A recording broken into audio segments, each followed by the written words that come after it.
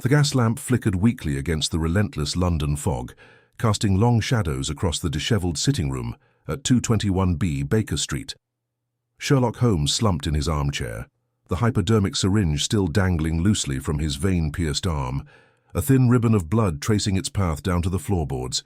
His piercing grey eyes, usually sharp as scalpels, stared vacant at the swirling patterns in his Turkish coffee cup, now cold and scummed over.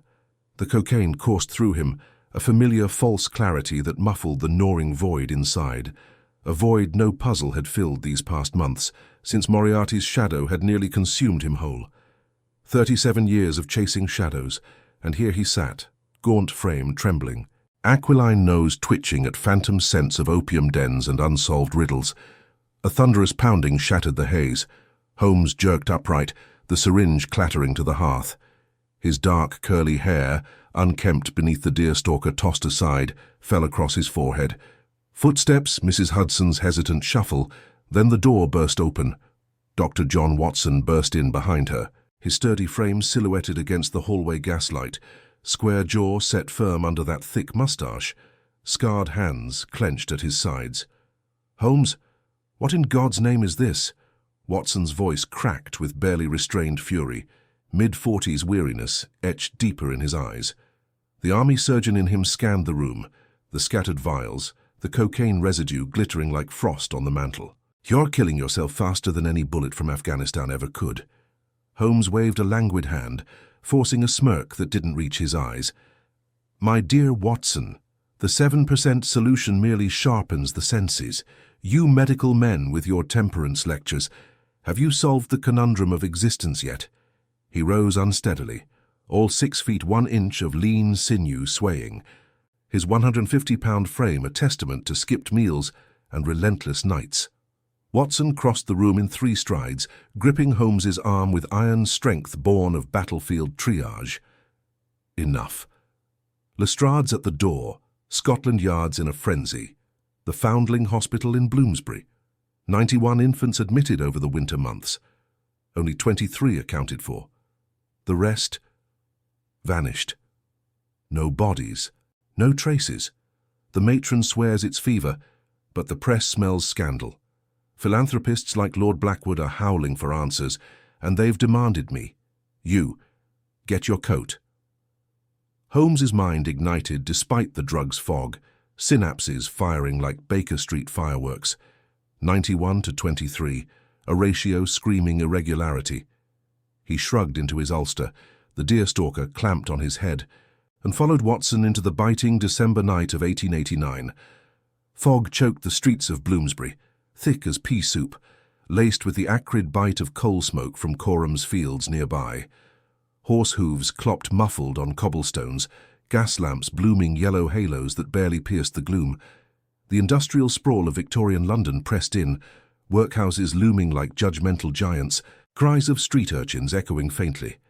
The Foundling Hospital rose before them, its Georgian facade a stern monument to charity amid poverty's crush.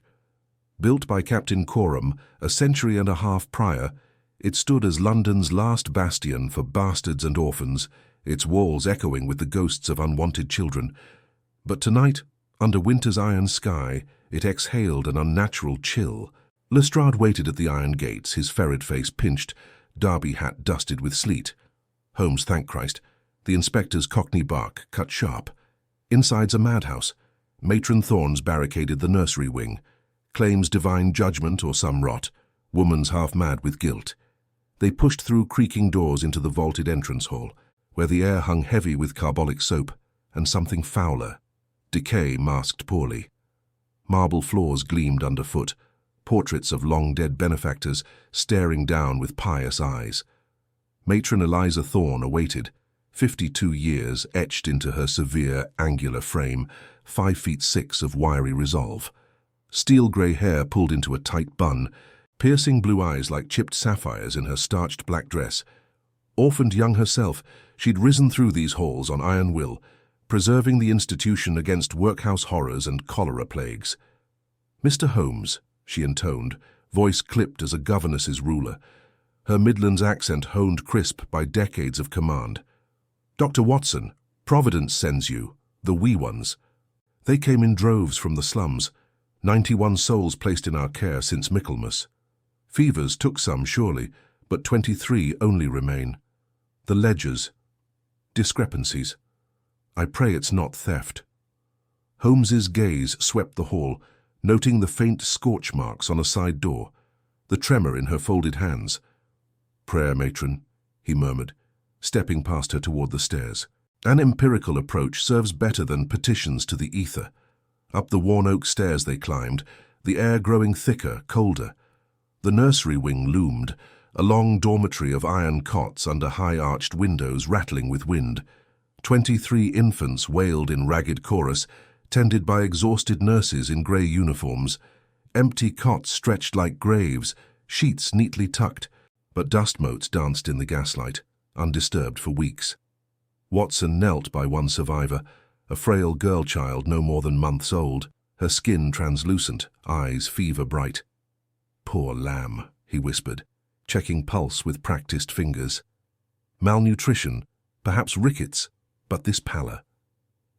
Holmes prowled the room, gaunt silhouette cutting through shadows.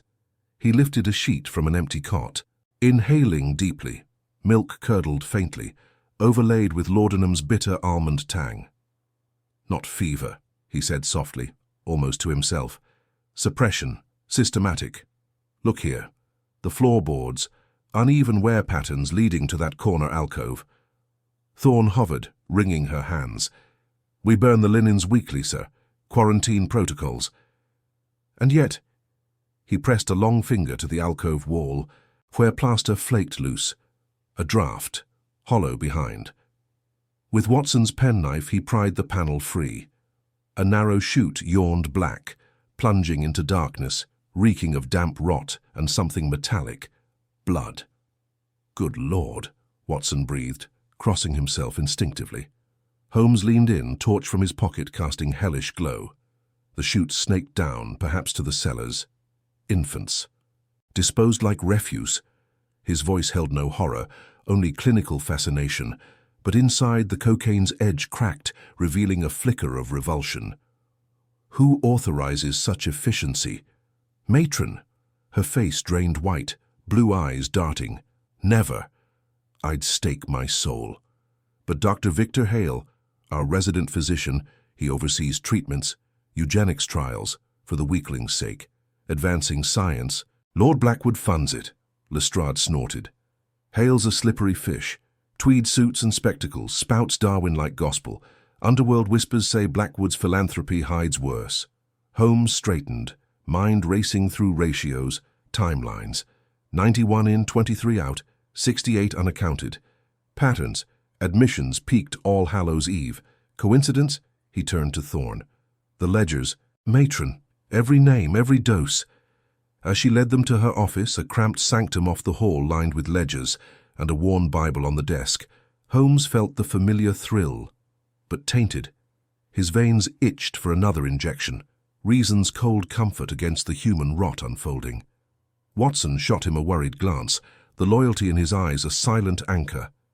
In the office, gaslight hissed low. Thorne unlocked her iron-bound chest, fingers trembling. Here, the placements, but pages. Torn. Hale must have... A distant cry echoed from below. Not infant, but something guttural, pained. The floor vibrated faintly. Watson paled. Cellars? Holmes's grey eyes narrowed. Indeed. Led on, gentlemen. The truth hides in darkness. But as they descended creaking stairs into the hospital's bowels, stone walls slick with slime, air fetid with mould and secrets, Holmes paused, hand pressing his temple. The cocaine ebbed, leaving a hollow ache. What if reason alone couldn't map this abyss? What if depravity demanded something more, grace perhaps, or faith's fragile light? Deeper they went, the cries growing, and Holmes wondered if this case would drag him lower than any needle ever had. This story is created by a young creator whose dream is to reach 1,000 subscribers. If you enjoy these tales, subscribing helps more than you know, and he thanks you for it. Mysteries that challenge your mind and reward attention await in the shadows below. The stone steps groaned under their boots as Holmes led the descent, his lantern casting jagged shadows, that danced like spectres on the dripping walls. The air thickened with each step, heavy with the stench of damp earth and something sharper, ammonia perhaps, mingled with the metallic tang of blood long dried. Watson followed close, revolver half drawn in his coat pocket, his breath steady but his heart pounding against the ribs scarred by Afghan bullets. Lestrade brought up the rear, muttering curses under his breath, his bulldog face set in grim determination. That guttural cry echoed again, closer now, not the wail of a babe, but a man's ragged gasp laced with agony. Holmes's mind whirred, cataloguing. Echo patterns suggested a chamber ahead, 20 paces at most. Moisture levels indicated poor ventilation, sewer proximity. No, too organic. His fingers twitched toward the syringe hidden in his waistcoat, the cocaine's whisper promising clarity amid this fog of flesh and fear. But he resisted for now, leaning on reason's frail scaffold. The stairs bottomed out into a vaulted corridor, arches ribbed like a beast's underbelly, gas pipes hissing faintly from above. Thorne had refused to follow, claiming vapors would fell her frail constitution, her blue eyes darting away as she barricaded the door with a promise of tea upon return. Convenient, Holmes noted, filing it beside the torn ledgers. A rusted gate barred the way, padlock fresh scratched. Lestrade jimmied it with a pick, grunting satisfaction as it swung open on screaming hinges. Beyond lay the cellars proper, rows of iron cribs stacked like warehouse crates, shrouded in dust-cloaked sheets. 23, Holmes counted swiftly, matching Thorne's tally. Empty, all but one. He approached it first, Watson's hand on his shoulder, a grounding weight. Inside huddled a boy, no more than 7, skin sallow as parchment, eyes wide and fever-bright. His tiny frame trembled, clad in a threadbare shift stained with what smelled of bile and worse. The child clutched a rag doll, its button eyes sewn crooked, as if mocking the world's asymmetry. "Easy now, lad," Watson murmured, kneeling to eye level, his surgeon's voice soft as balm. "What's your name? Where are the others?" The boy flinched, lips cracking as he whispered, "Elias, they took him, the doctor and needles, they said it'd make us strong. But Jemmy screamed and then—" Quiet. All quiet. Holmes leaned in, pulse quickening. "Which doctor?" "Hale." Elias nodded, tears carving paths through grime. Promised milk after, but the milk tasted wrong. Bernie. Then the cart came at night, Lord Blackwood's men with the black horses. Lestrade whistled low. Blackwood again. Philanthropist by day, horse trader by night. Rumours of his stables housing more than thoroughbreds. Watson lifted Elias gently, the boy's weight feather-light, bones protruding like quills. "We'll get you topside, son. Fresh air and broth." But Holmes lingered, eyes scanning the crib's underframe. Scratches, nails, frantic. Tally marks, 68, grouped in 5s. Admissions ledger confirmed. He traced them, mind leaping, not random. Ritualistic, no, systematic. Eugenics, Thorne had hinted. Hale's Darwinian gospel, culling the unfit under charity's veil. A shuffle from the shadows yanked them alert. From a side alcove emerged a figure, stooped, shuffling, clad in a hospital orderly's smock crusted with old stains. Mid-40s, perhaps, face pocked and unshaven, eyes hollow as spent cartridges. "Who goes?" the man rasped, voice gravel from disuse. "You ain't Hale? Inspector Lestrade, Scotland Yard," the detective barked, stepping forward. "And you are?" "Gideon, sir. Orderly. 15 year. The man knuckled his forehead, but his gaze flicked to Holmes, recognition sparking. "Mr. Holmes, the consulting one. God be praised. Spare the piety." "Gideon," Holmes said coolly. "The infants, 68 gone, talk." Gideon's shoulders slumped, as if the weight of confession buckled him. Started last All Hallows. Hale said the weak ones burdened the hospital, charity's drain. Injections first, to test resilience. Laudanum heavy, morphia heavier. Those that lingered, the cart, Blackwood's wagon, unmarked to the Thames docks. Whispers say sold to factories or worse, medical schools for dissection. Eugenics progress, Hale calls it, cleansing the stock. Watson's face darkened, mustache bristling. Sold? Like chattel? These are children of the desperate Gideon. Foundlings. Aye, doctor, but Lord Blackwood funds it all, says society's better without the burdens. Thorne turns blind, pockets lined. I helped load the cart once. Couldn't know more. Spirits haunt me now. Holmes paced, synapses firing. Patterns aligned, peaks on holy days, perhaps to mock Providence. Ratios damning, 75% attrition. But proof? He seized Gideon's arm. The cart's path. Describe it. Outback alley to Coram's Field's edge, then east to docks. Blackwood's crest hidden under tarps. Last run, 2 nights past. 19 babes. Limp as rags. 19, Lestrade echoed. That fits the gap. Watson cradled Elias tighter, the boy's fevered brow against his chest. We need Hale. Confront him now. Holmes nodded, but a deeper chill gripped him. This wasn't mere crime. Profit masked as science, depravity rationalized. His own addictions mocked him. Cocaine for the mind's abyss, Hale's needles for society's. Where did reason end and monstrosity begin? The syringe's call grew louder, a siren's lure against the moral void yawning before him. They ascended, Elias in Watson's arms, Gideon trailing with mumbled prayers from a dog-eared prayer book pulled from his pocket. At the top, Thorne awaited, face ashen, a tray of tea untouched. Her eyes locked on the boy, then flicked away. Matron, Holmes said silkily, the cellars yield secrets. Care to confess before Hale arrives? She stiffened, steel-grey bun unyielding. Accusations without proof are slander, Mr. Holmes. Dr. Hale treats as science demands. Science? Watson growled, Elias whimpering softly. You've condemned innocence.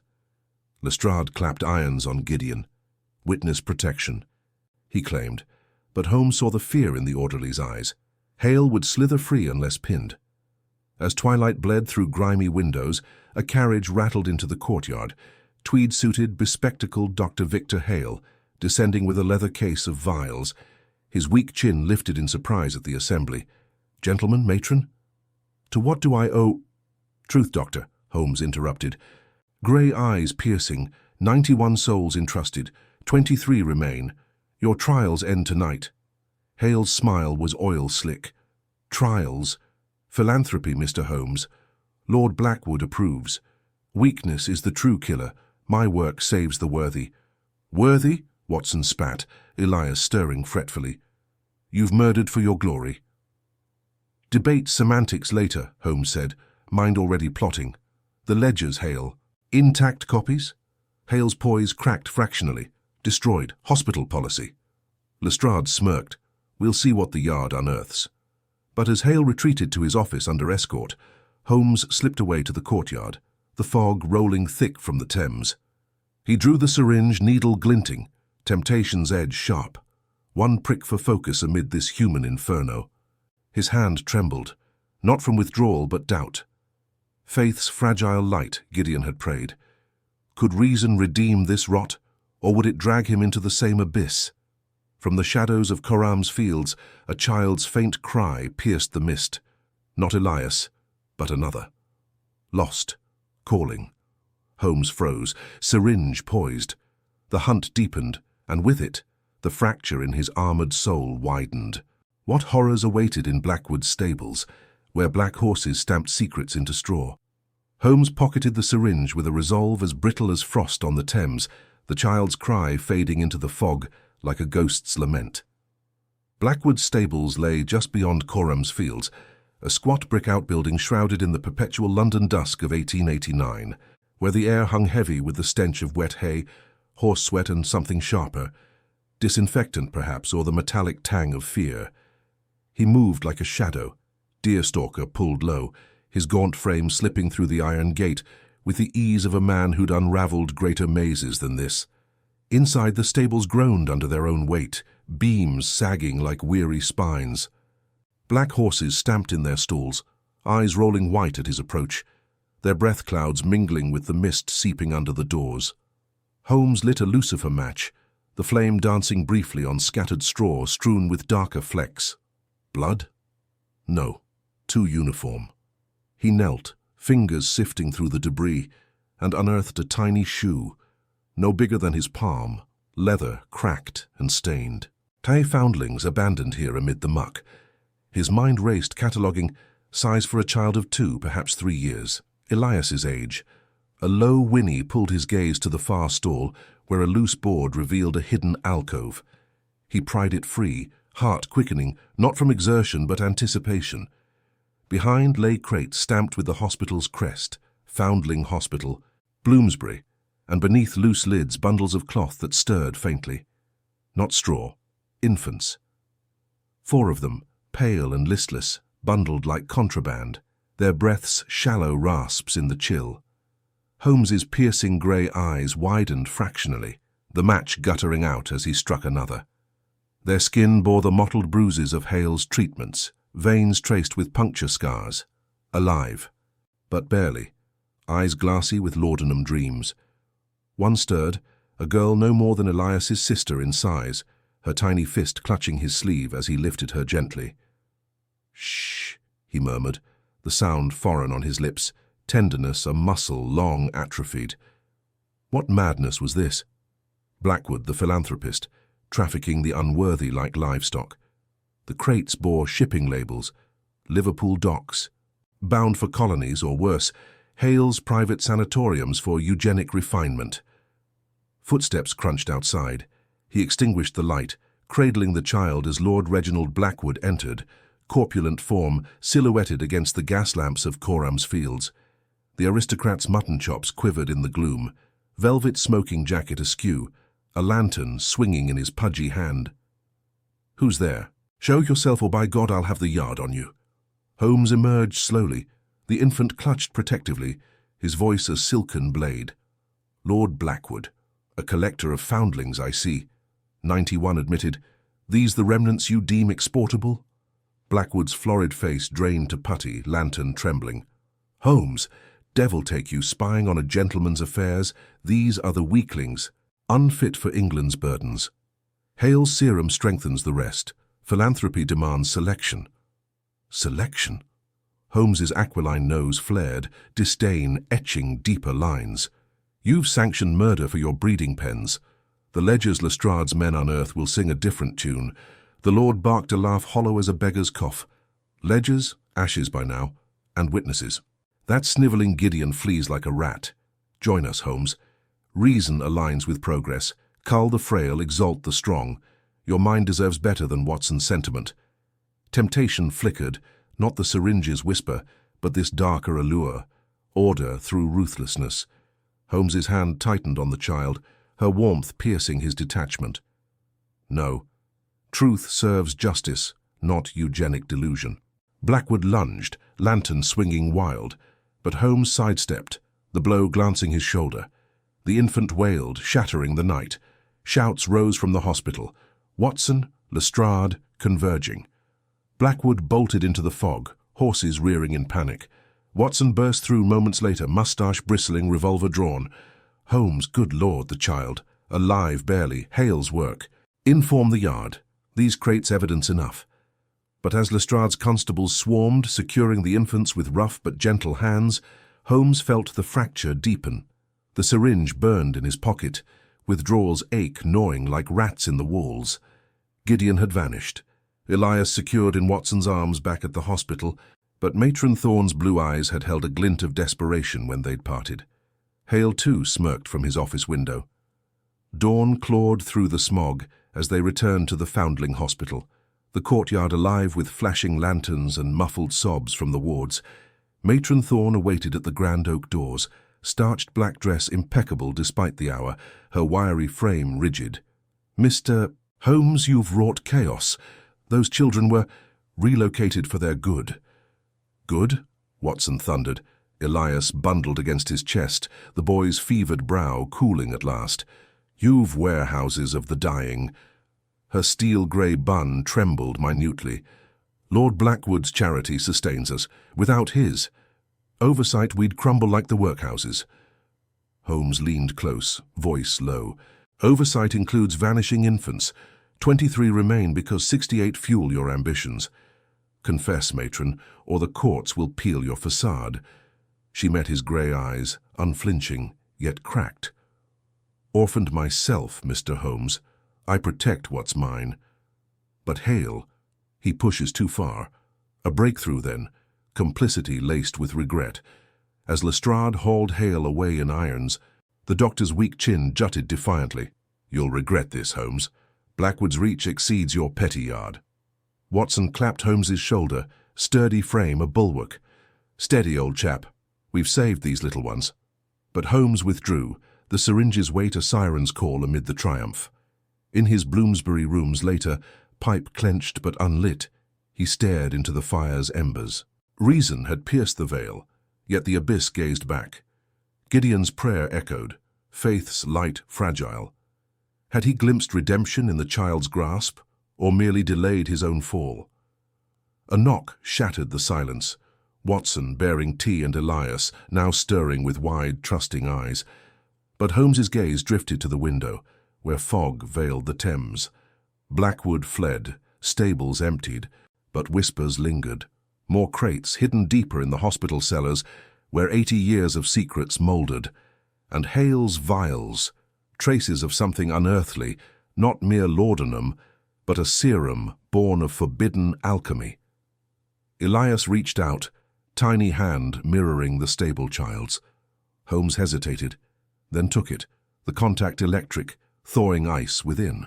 Yet as Watson recounted Lestrade's haul, ledgers partially salvaged, naming donors with ties to the occult, doubt coiled tighter. Was Blackwood's philanthropy mere eugenics, or something profane, invoking shadows no reason could banish? Night deepened, the city's pulse throbbing with unspoken horrors. Holmes rose, coat donned, pipe finely lit. The cellars called, and with them, the precipice of his soul. One descent too far, and the detective might join the vanished. Comment if you've known someone who found their way back. Fog clung to the gas lamps like a shroud as Holmes descended the warped stone steps into the Foundling Hospital's cellars, the air turning thick and fetid with each footfall. His lantern cast jittery shadows on walls, slick with decades of damp, the flame sputtering against the chill that seeped into his bones. 80 years of secrets, the matron had implied in her fractured confession, and now those words pulled him deeper, past crates stamped with Blackwood's crest, their lids pried open to reveal nothing but straw and echoes. Watson had protested, urging caution until dawn, but Holmes could no more wait than a hound could ignore fresh blood. The syringe's phantom weight tugged at his pocket, a tempter's whisper amid the rational hunt. The passage narrowed, forcing him to stoop, his deerstalker brushing cobwebs heavy with dust. A rat skittered across his boot, its eyes gleaming like Hale's in the dock, defiant, unblinking. Holmes pressed on, the lantern revealing iron-barred alcoves, relics of the hospital's founding when foundlings were warehoused like forgotten parcels. But these held more than history. In one, a rusted grate concealed a chute, descending further into blackness. He knelt, peering down, the void exhaling a sour reek of decay and chemicals, laudanum mingled with something sharper, metallic. Hale's serum, perhaps, the one not born of mere opiates, but whispered alchemy from Blackwood's occult-tinged donors. Reason demanded samples, evidence for Lestrade's morrow report, yet Holmes's hand trembled as he unstopped a vial from his kit. The liquid swirled opalescent, catching the light like forbidden mercury. One drop on his tongue for analysis. No more, he vowed, the addict's lie as old as his veins. But restraint held barely, as footsteps echoed above. Watson, no doubt sturdy and loyal, descending to anchor him once more. "John," Holmes called softly, straightening, "no time for your maternal fretting." The doctor's silhouette appeared at the stairhead, moustache twitching in disapproval, his army-issue lantern joining the fray. "Fretting? You've dragged us into Hades without a map, Holmes." Matron Thorne's ledger fragments name Blackwood's circle, eugenicists, spiritualists, men who blend science and seance. And Elias, that wee lad we pulled from the stables, he babbles of singing shadows in the deep places. Holmes's grey eyes sharpened, the child's trusting grasp from hours prior now a talisman against the dark. Singing shadows, not delirium from Hale's doses then. He gestured to the chute. This leads beneath the original crypt's pre-Coram foundations. Blackwood's crates. Did Lestrade catalogue them fully? Watson shook his head, scarred hand rubbing his jaw. Enough to implicate Hale in dosing infants for compliance trials, thinning the herd, as he called it. 68 diverted to special care, vanished into these depths, perhaps. But Blackwood's gone to ground, his Mayfair townhouse emptied like a magician's trick. They advanced together, Watson's revolver a comforting click at his belt, though Holmes trusted intellect over lead. The cellar branched, one path to mouldering archives, yellowed ledgers from 1809 listing 91 intakes, 23 survivors, and another to a reinforced door, padlocked with Blackwood's insignia, a twisted oak entwined with serpents. Holmes's lockpicks danced, the tumblers yielding with a groan that reverberated like a sigh from the earth itself. Inside, the chamber unfolded in horror's quiet geometry, rows of porcelain tubs, stained brown with old fluids, shelves of jars holding fetal remnants preserved in cloudy brine, labels in Hale's precise script, Trial 47, Serum Variant C. No gore, merely clinical abomination, the air humming with residual ether. At the center, an operating slab under a desiccated skylight, straps frayed but intact, surrounded by alchemical apparatus, retorts bubbling faintly from some hidden heat, vapors curling like spectral fingers. God help us, Watson breathed, crossing himself despite his Anglican reserve. This isn't medicine. It's Moloch's altar. Holmes ignored the invocation, though Gideon's prayer flickered unbidden. Lord, save the little ones. He sifted papers, diagrams of cranial measurements, notes on elevating stock, through selective culling. Blackwood's marginalia, invoking Rosicrucian rites to bind souls post-mortem. The serum derived not from poppies alone, but adrenal extracts from the thinned, a profane elixir to heighten perception, perhaps fueling the Lord's rumoured visions. Holmes pocketed a vial, the glass cool against his fevered skin, temptation sharpening as fatigue clawed. A low chant drifted from a side alcove, singing shadows made flesh. They froze. Elias's babble, no, deeper timbre, ritual Latin, weaving through the damp. Pater noster, quies in caelis. Fragmented, desperate. Watson drew his revolver, nodding toward the sound.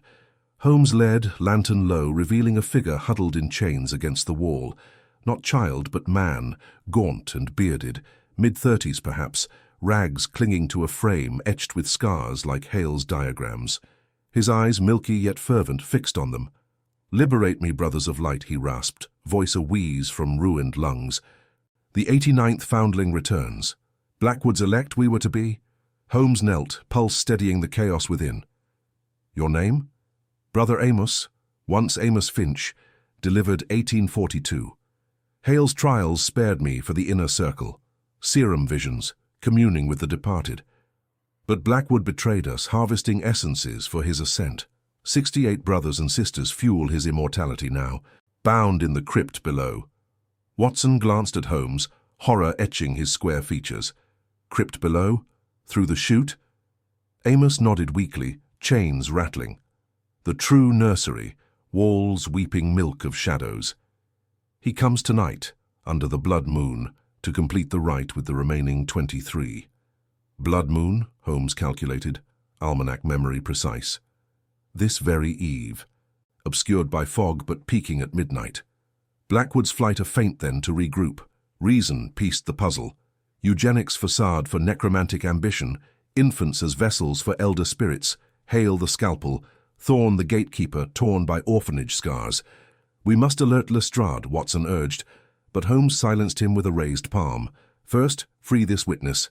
His picks worked the manacles, Amos collapsing into Watson's arms, frail as Elias yet burning with fanatic gleam. As they supported him upward, Holmes's pocket vial slipped free, shattering on stone, opalescent spill mirroring the serum jars. The scent hit like absolution denied, craving surging, hands itching for the needle's kiss. "One dose to sharpen the mind for Blackwood's trap," whispered the void. Grace. Gideon's hand had offered fragile light in stable gloom. "No," Holmes growled inwardly, crushing the impulse as they emerged into Thorne's antechamber. The matron awaited, steel-grey bun askew, blue eyes hollowed by the night's confessions.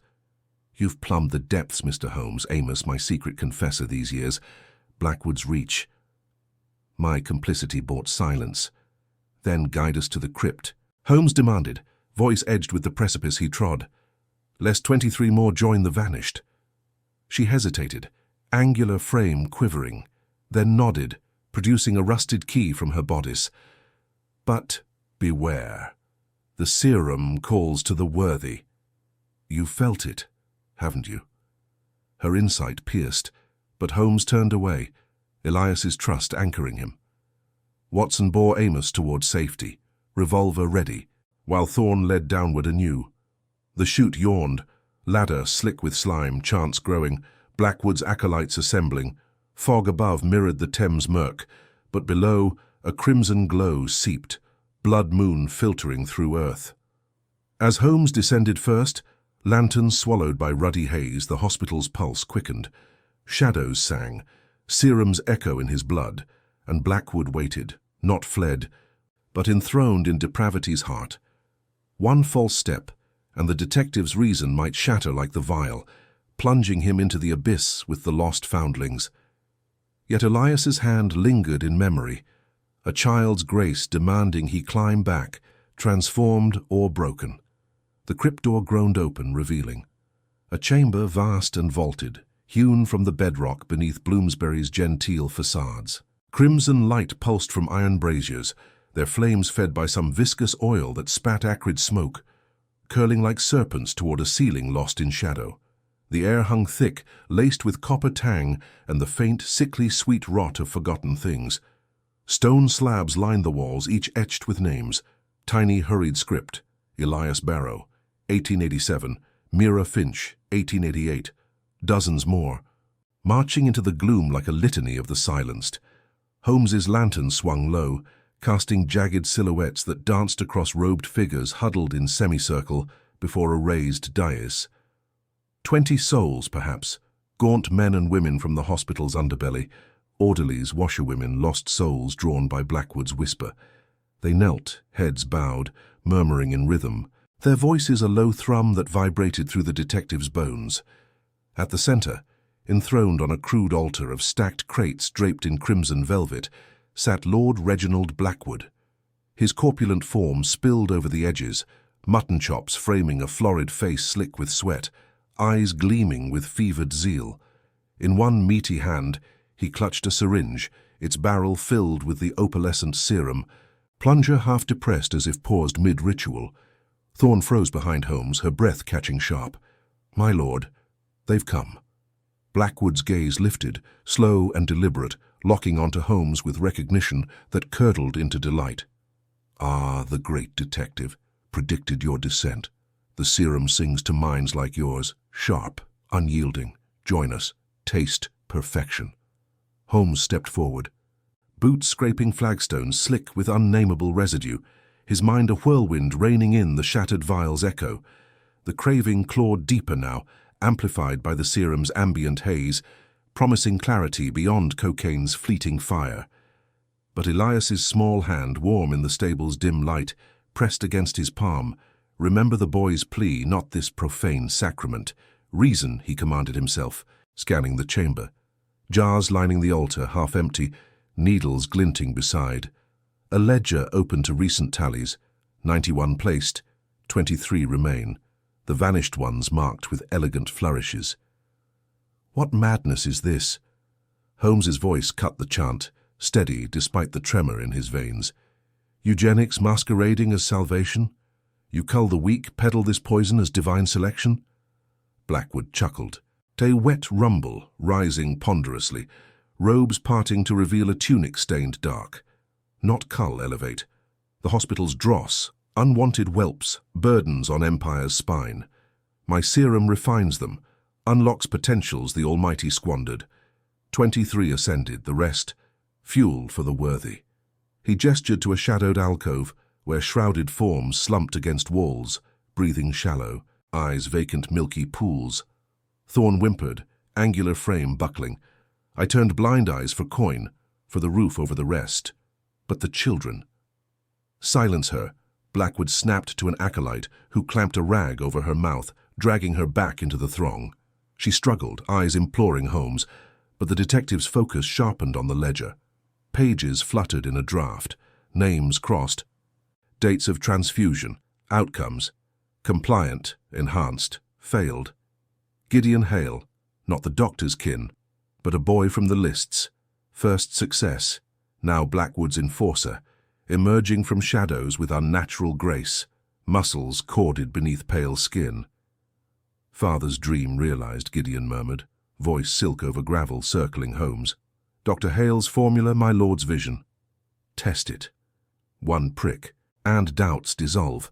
The tempter's offer hung, serum scent weaving into Holmes's nostrils, visions flickering, solved cases in instants, Watson avenged, the Empire's ills excised by superhuman insight. His hand twitched toward coat pocket, empty now, the void yawning. "No," he snarled inwardly, channeling Watson's steadfast square jaw. The doctor's murmured prayers in Afghan nights. Faith not in vials but in muddled human grit. Watson above with Amos, revolver cocked against interlopers, Lestrade en route, foghorns wailing distant summons. But here, now, Holmes alone against the cult's tide. He lunged for the ledger, fingers brushing vellum, but Gideon's grip clamped his wrist, iron vice infused with serum's fire. "Fight it." Holmes gasped, twisting free, elbow cracking against a brazier. Flames erupted, oil spilling to ignite robes nearby, screams piercing the chant as acolytes scattered. Blackwood bellowed, syringe raised like a scepter, plunging it into his own neck, pupils dilating to black pits, body convulsing, then stilling, emerging radiant, movements liquid precision. "You refuse grace?" Blackwood's voice boomed. Transformed, echoing off stones. Then witness judgment. He advanced, serum surging, fists blurring. Holmes dodged, heart pounding erratic, mind cataloguing. Alcoves slumped forms wheezing in unison, jars vulnerable to shatter. A makeshift weapon, a loose flagstone, hefted high as Blackwood lunged. Impact thudded dully, Lord Crumpling, but Gideon vaulted forward, feral, nails raking Holmes's cheek, drawing hot lines.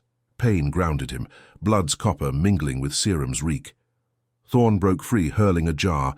Glass exploded against Gideon's temple, opalescent fluid sizzling on skin, eliciting a howl unearthly. Chaos reigned, acolytes fleeing up ladders, fires licking crates, the ledger scorching at edges. Holmes seized Thorne's arm, propelling her toward the chute. Up. Now. Blackwood stirred, rising with unnatural speed, eyes locked on the detective's retreat. "You'll return, Holmes. The serum knows your hunger." They climbed, slick rungs treacherous, lungs burning in crimson fug. Above, Watson's voice thundered, "Scotland Yard at last!" Lestrade's men swarmed the chute mouth, lanterns piercing fog, Amos's frail form propped against a wall, recounting horrors in broken gasps. Safe in the antechamber's gaslight, Holmes slumped against paneling, cheek lacerated, craving a roar now silenced by exertion's clarity. Thorne collapsed, sobbing, complicity's weight crushing her steel.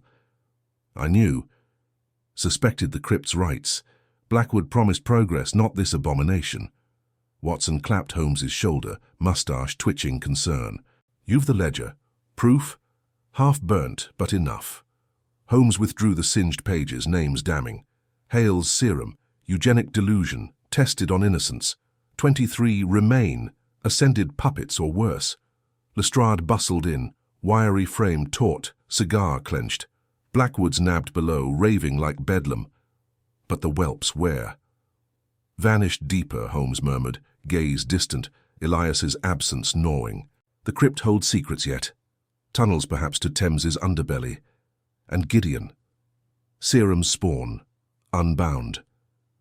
Dawn crept through grimed windows, fog lifting to reveal Coram's fields' green, deceptive calm. Holmes's mind raced, piecing fractures. Hospital records falsified, Thorne's ledgers coded, Blackwood's philanthropy a veil for procurement. Cocaine's whisper faded against this moral chasm. Reason alone faltered against depravity's tide. Watson's hand lingered, unspoken anchor, while Thorne whispered of confession, a priest summoned in hush. But as constables hauled acolytes, a child's cry echoed faint from vents. Elias or Lure? Holmes straightened, pulse quickening. The struggle deepened, Blackwood's fall unmasked layers, Serum's taint lingering in blood and doubt. One truth eluded, the 23's fate and whether grace could reclaim what science devoured. Venturing forth anew risked all, yet halting meant surrender to the abyss calling his name. Thorne's key turned in a hidden grate, revealing a narrow staircase spiraling down into suffocating darkness, the air thick with the metallic tang of damp stone and something fouler, like milk gone rancid, mingled with the sharp bite of chemicals. Matron Thorne hesitated, her wiry frame trembling under the starched black dress, blue eyes wide with the terror of her own unveiling. Holmes pressed forward first, his tall gaunt form vanishing into the gloom, deerstalker cap brushing cobwebs that clung like spectral fingers. Watson followed close, revolver drawn, his sturdy build a bulwark against the unknown, mustache damp with nervous sweat. The steps groaned under their weight, each descent echoing like a heartbeat in the earth's belly. Gaslight from above faded, leaving only Holmes's bullseye lantern to cast jittering shadows that danced like the hospital's lost souls. Thorne's voice broke the hush, a whisper ragged with regret. I sealed this after the first disappearances. Blackwood swore it was for science, progress against the workhouse plagues. But the cries. God forgive me. Holmes's piercing grey eyes narrowed. Mind a whirlwind cataloguing sense, formaldehyde earth, and the faint unmistakable rot of unburied innocence. Cocaine's phantom itch clawed at his veins, promising clarity amid this chaos, but he shoved it down, aquiline nose flaring. Reason demanded precision, emotion was Watson's domain. Your complicity runs deep, matron. Hale's serum, derived from what? Opium dens? Or worse, the Thames drowned waifs. They reached a landing, the grate above clanging shut with finality, plunging them into near blackness. Watson's breath came steady, scarred hands gripping the lantern as he swept it across walls etched with frantic scratches, tiny hands clawing for light. Elias was here, Holmes murmured, voice low and laced with uncharacteristic fury. The ledger notes his ascension 3 nights past. 23 such marks, but only shadows remain. A faint scuffle ahead. Rats or footsteps? Holmes signaled silence, dishevelled curls matted with sweat. They crept on, the tunnel widening into a vaulted chamber, its floor slick with pooled water reflecting lantern glow like shattered mirrors. Crates lined the walls, stamped with Blackwood imports, lids pried open to reveal vials of milky serum glinting ominously. In the center, a stone altar scarred by straps and needles, surrounded by cribs overturned, blankets mildewed and torn. Thorne gasped, collapsing to her knees, steel-grey bun unraveling like her defenses. My charges. Hale tested here, claiming it purified bloodlines, weeded weakness, infants deemed unfit, club-footed, fevered given the draught. Some quieted, eyes glazing to vacancy, others writhed into stillness. Blackwood funded it all, his lordly smiles hiding the butcher's glee. Watson knelt beside her, square jaw set in grim empathy, thick mustache hiding lips pressed thin. War's taught me medicine's double edge, madam. Afghanistan's trenches birthed horrors no serum rivals. But this, preying on London's forsaken, its evil dressed as enlightenment. Holmes paced the altar, gaunt fingers tracing syringe marks, mind piecing the eugenic madness. Hale's notes, pilfered earlier, raved of elevated stock, Blackwood's procurement from slums ensuring supply. Yet the vanished. Where? A side passage yawned, exhaling colder air, laced with chance faint as memory. He led them through, revolver steady despite the tremor of withdrawal gnawing his resolve. The passage narrowed, forcing single file, walls weeping moisture that soaked their clothes, chilling to the bone. Holmes's thoughts fractured.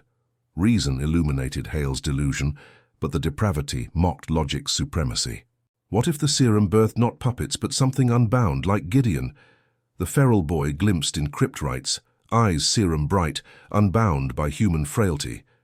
Cocaine whispered escape. Watson's loyalty anchored him. A child's whimper pierced the drip-drip of water. Elias. Holmes lunged forward, lanterns swinging wild, revealing a barred gate to a flooded sub-chamber. There, in knee-deep murk, floated wooden cradles bobbing like derelict boats, tiny forms within unnaturally still, skin pallid under serum's pall. But one stirred. Amos, the survivor from the chute. No, wait. Gideon, crouched feral on a ledge, naked and shivering, eyes wild with unnatural gleam. Gideon! Watson lunged, but Holmes restrained him. The boy snarled, lips pulling back from teeth filed sharp, a relic of Blackwood's refinements. 23 brothers, he hissed, voice a guttural rasp beyond his years. Hale's gift freed us. Thorne's milk was chains, serum sang ascension. We wait for the river father. Thorne recoiled, her angular face crumpling. The Thames right, Blackwood's final phase. Infants ascended to navigate undercurrents, retrieve sunken cargo for his smuggling ring. Unnatural lungs, he claimed. Science's triumph. Holmes's grey eyes bored into the boy, calculating. Your lungs burn no more, Gideon. But freedom's illusion. Hale's serum twists flesh, not fate. Where are the others? Elias among them? Gideon laughed, a wet rattle splashing into water, vanishing under surface with unnatural grace. The cradles rocked violently, lids cracking open to reveal more eyes surfacing. Blank, obedient, serum slaves awaiting command. Holmes fired at the gate lock, lead sparking, but rust held firm. Watson hauled Thorne back as water surged, unnatural hands grasping from below. They retreated, scrambling up the tunnel, lungs burning as cries multiplied behind. Emerging into the crypt's antechamber, constables rushed forward, Lestrade's wiry form barking orders. Blackwood's raving confirmed. Hale escaped via sewer grate, serum vials clutched, vowing rebirth. Thorne slumped, whispering confessions to the summoned priest, her arc of steel yielding to sorrow's flood. Holmes leaned against cold stone, cheek wound throbbing, mind reeling. Cocaine's call crescendoed, but Watson's hand on his shoulder steadied. We've unmasked the lab, old friend, but the whelps elude. Hale's flight means the serum spreads. Dawn's light filtered stronger now, Coram's fields mocking with pastoral calm beyond grimed panes. Yet Holmes felt the vice tighten. Reason exposed the crime, but redemption. Thorne's regret hinted at Grace's reach, even for complicit hands. His own demons mirrored the serum's taint. Intellect's hubris birthing isolation. Lestrade pocketed the ledger remnants. Thames patrols doubled, Governor. But Gideon's lot, fish or fiends? Worse, Holmes replied softly. Hale's ambition unbound. As priests absolved Thorne in hushed Latin, a distant splash echoed from vents. Pursuit or peril? Holmes straightened, pulse steadying. The ledger's final code pointed to Blackwood's barge, moored at Limehouse. Venturing there risked serum's contagion, yet inaction condemned the 23 to watery limbo. Watson nodded resolve, loyalty unyielding, while Thorne rose, frail but forgiven, offering a hidden map. But Hale's shadow lengthened. Whispers from hospital staff hinted acolytes loyal still, procuring fresh foundlings. Holmes's hand twitched toward his syringe case. Temptation's tide rising as the Thames called its own. If this story has gripped you, hit the like button. It helps reach more people who would love this. Deeper into Limehouse's fog they plunged, unaware Hale's barge concealed not just infants, but a ritual poised to unleash the serum on London's veins. With Elias at its heart, screams already bubbling from the hold, the fog in Limehouse clung like a living shroud, thick and yellowed from the Thames belch of sewage and coal smoke. Holmes and Watson picked their way along the rotting wharves, the hidden map from Thorne clutched in Holmes's gloved fist. Wooden planks groaned underfoot, slick with river slime, and the air reeked of tar, fish guts, and something sharper, chemical acridity that set Holmes's nostrils flaring. Distant cries of dock workers mingled with the lap of black water against pilings, but closer now came a muffled wail, high and inhuman, bubbling up from the murk. Watson gripped his service revolver tighter, his moustache beaded with damp. Holmes, you hear that? Like a babe in torment, but twisted somehow. Holmes nodded, his grey eyes narrowing through the haze. The serum's echo, Watson.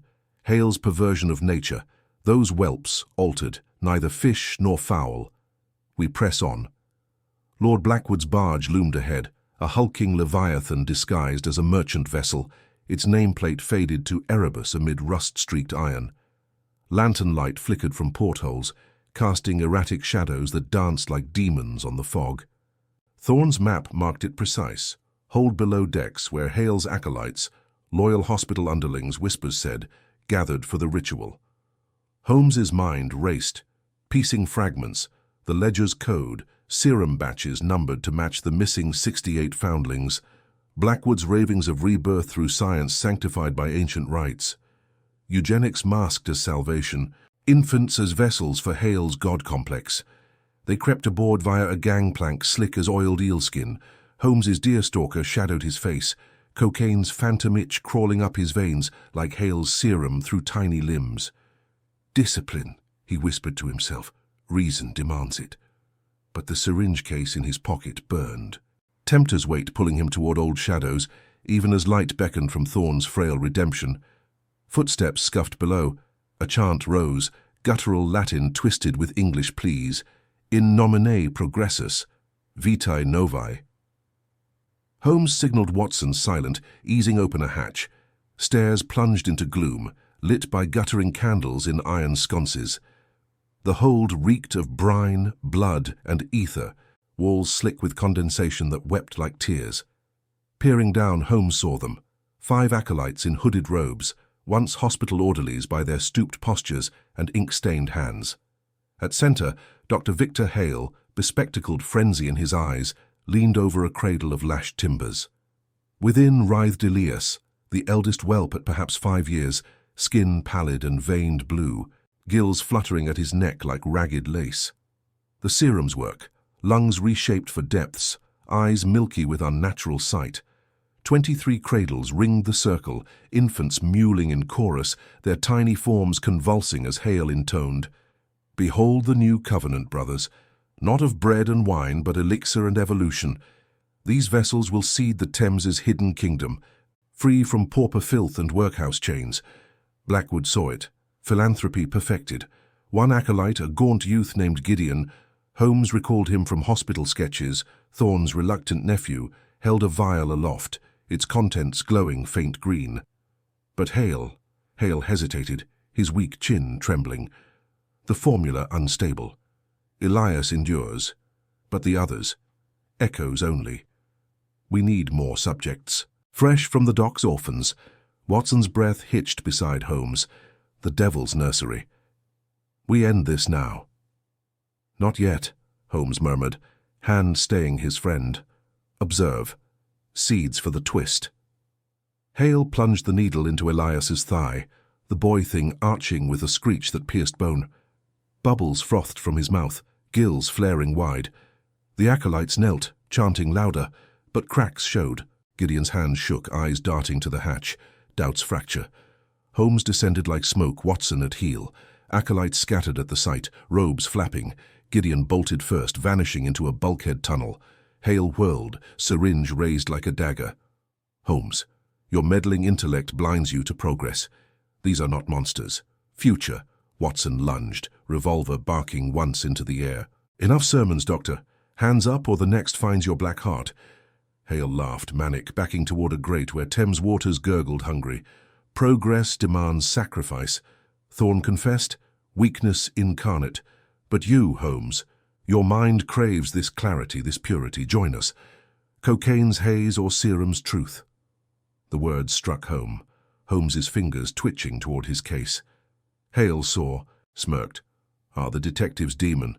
We share addictions, you and I, hubris in veins.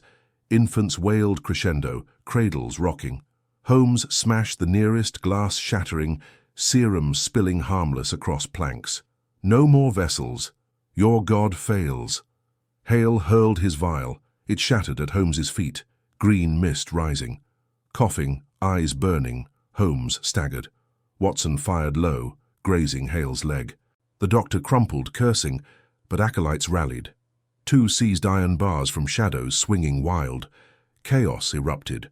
Watson grappled one, fist-cracking jaw, while Holmes dodged, mind cataloguing, 4 vials on altar, serum unstable per Hale's slip, Gideon's flight the weak link.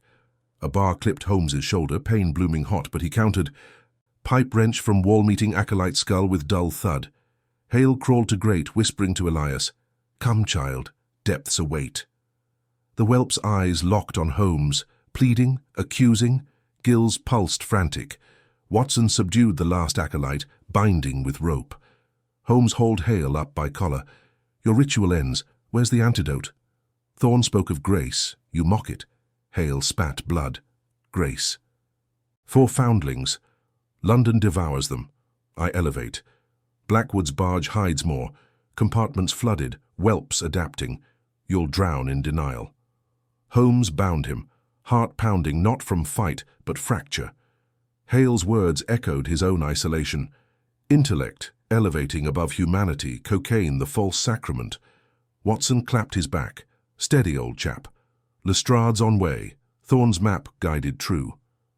But as constables swarmed, hauled acolytes blinking into fog, Holmes knelt by Elias. The boy thing grasped his finger, cold and webbed, a gurgle forming words. Help. Light. Dawn pierced portholes, gold on twisted flesh. Holmes lifted him gentle, serum's taint warring with spark of soul. Yet checking cradles, horror deepened. 19 empty. Waters receding from flooded holes revealed scales on planks. No bodies. Escaped? Transformed? Gideon gone too, his hood snagged on hatch, note pinned. "Uncle Holmes." Serum calls. "Join, rebirth or perish." Watson's face hardened, war scars seeming fresh. The nephew turns tempter, and Hale's eyes gleamed unrepentant as irons clamped. Lestrade arrived, barking at bargemen. "Governors, you've cracked the nest but eggs hatched. Thames spits 'em back changed?" Holmes stared at river, now churning unnatural. Worse, Hale's ambition breeds legion. "Thorne awaits at hospital, her regret our anchor, but my own shadows lengthen." Cocaine whispered promises amid the ache. They ferried Elias to sanctuary, Coram's Fields Chapel, priests murmuring prayers over his form. Thorne met them at gates, face ashen, hands clasped. "I birthed this sin by silence. Forgive what grace allows." Holmes met her eyes, own turmoil mirrored. "Grace tests us all, matron." But Hale's fledglings swim free, Gideon's note a siren's call. As Elias stilled under holy water, gills fading, or feigning. A splash resounded from Thames, distant screams harmonizing with river's roar. Holmes's syringe case weighed heavier, temptation coiling as Watson's loyalty anchored. The hunt shifted, not barge, but depths where serum's children gathered, plotting return under Gideon's lead. And Hale, from cell, laughed prophecy of flood. Yet in chapel's quiet, Thorne knelt beside, whispering psalms. Holmes lingered, reason yielding sliver to faith's pull, redemption not solitary. But night fell heavy, Gideon's acolytes shadowing alleys, serum vials multiplying in limehouse dives. Watson slept uneasy, Holmes paced, demons dueling. Dawn brought word. 2 more foundlings vanished from workhouses, marked with Hale's sigil. The vice tightened inexorably, pulling Holmes toward precipice where intellect alone drowned. Dawn crept over the Thames like a reluctant confessor, its grey light filtering through the perpetual fog of Limehouse, turning the river into a sluggish vein, pulsing with secrets. Sherlock Holmes stood at the chapel window of Coram's Fields, his gaunt frame silhouetted against the stained glass that depicted lost children ascending to heaven. The air inside hung heavy with incense, and the faint, briny tang of Elias's recent ordeal, the boy's chest now rising steadily under woolen blankets, his gills retracted, but skin still faintly iridescent. Holmes's fingers twitched toward his syringe case, the cocaine's crystalline whisper louder than the priest's murmured vespers from the night before. Watson stirred from his chair, rubbing sleep from his eyes, his mustache bristling with unresolved fury. 2 more gone, Holmes. Workhouse lads barely 10, branded with that damned sigil. A coiled eel encircling a cradle. Lestrade's men are combing the docks, but Gideon's leading them into the sewers now, they say. Your nephew's gone full prophet of the depths. Holmes nodded absently, his piercing grey eyes fixed on the river's distant churn. Gideon. The boy I'd pulled from opium dens shaped into something sharper. Now he bears Hale's mark, twisting serum into salvation. We must follow the vanished before they multiply. Thorne awaits our counsel at the hospital. Her knowledge of the hidden ledgers could map their lair.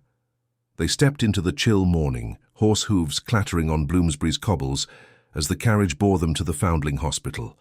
The grand facade loomed, its Georgian stones etched with soot from factory chimneys, the Foundling Museum's token wing, a mocking tribute to saved souls. Inside, Matron Eliza Thorne paced the echoing corridor, her starched black dress rustling like dry leaves, steel-grey bun impeccable despite the shadows under her piercing blue eyes. Her wiry hands clasped a leather-bound ledger, knuckles white. "Gentlemen," she said as they entered her sparse office, the atmosphere thick with the scent of carbolic soap and old paper. Hale's experiments began here, in the basement crypts, funded by Blackwood's philanthropy. 91 infants admitted last winter, 23 remain official tally. But the serum, it was meant to toughen lungs for the smog-choked poor. Instead, it birthed things. Gideon stole the last vials before Irons took Hale. He's rallying the changed ones, promising a new Eden below the city. Holmes snatched the ledger, pages whispering under his long fingers as he scanned columns of names. Elias Finch, survived. Gideon Hale, no, Gideon Blackwood, Hale's bastard kin, illegitimate ties to the Lord himself. The sigil matches workhouse reports. Where do the sewers link to the hospital? Thorne hesitated, her severe face cracking with buried orphans' fear. The old drains under the chapel floor. Blackwood used them for discreet disposals. But Holmes, Hale raves from Newgate. The serum evolves them, grants rebirth. Gideon's call echoes in their dreams. I've heard splashes at night. Watson's square jaw set firm, his scarred hands balling into fists. Enough shadows, matron. We've faces to save, not indulge phantoms. Lead on. They descended into the crypts, lanterns casting jittery pools of light on damp stone walls, veined with moss and forgotten prayers etched in Latin. The air grew fetid, laced with sewage and something sharper, ammonia, like fish scales drying in sunless gloom. Thorne's lantern trembled as she pointed to a rusted grate. There. Lift it. Holmes pried it free with a crowbar from Watson's kit, the screech echoing upward. Below, black water lapped at brick ledges, but no mere sewer. This tunnel widened into a cavern, bioluminescent fungi pulsing faint blue on walls, illuminating crude altars of driftwood and cradles lashed from barrels. Voices drifted up, half song, half gurgle. Join the tide, uncle. Serum sets us free from frail flesh.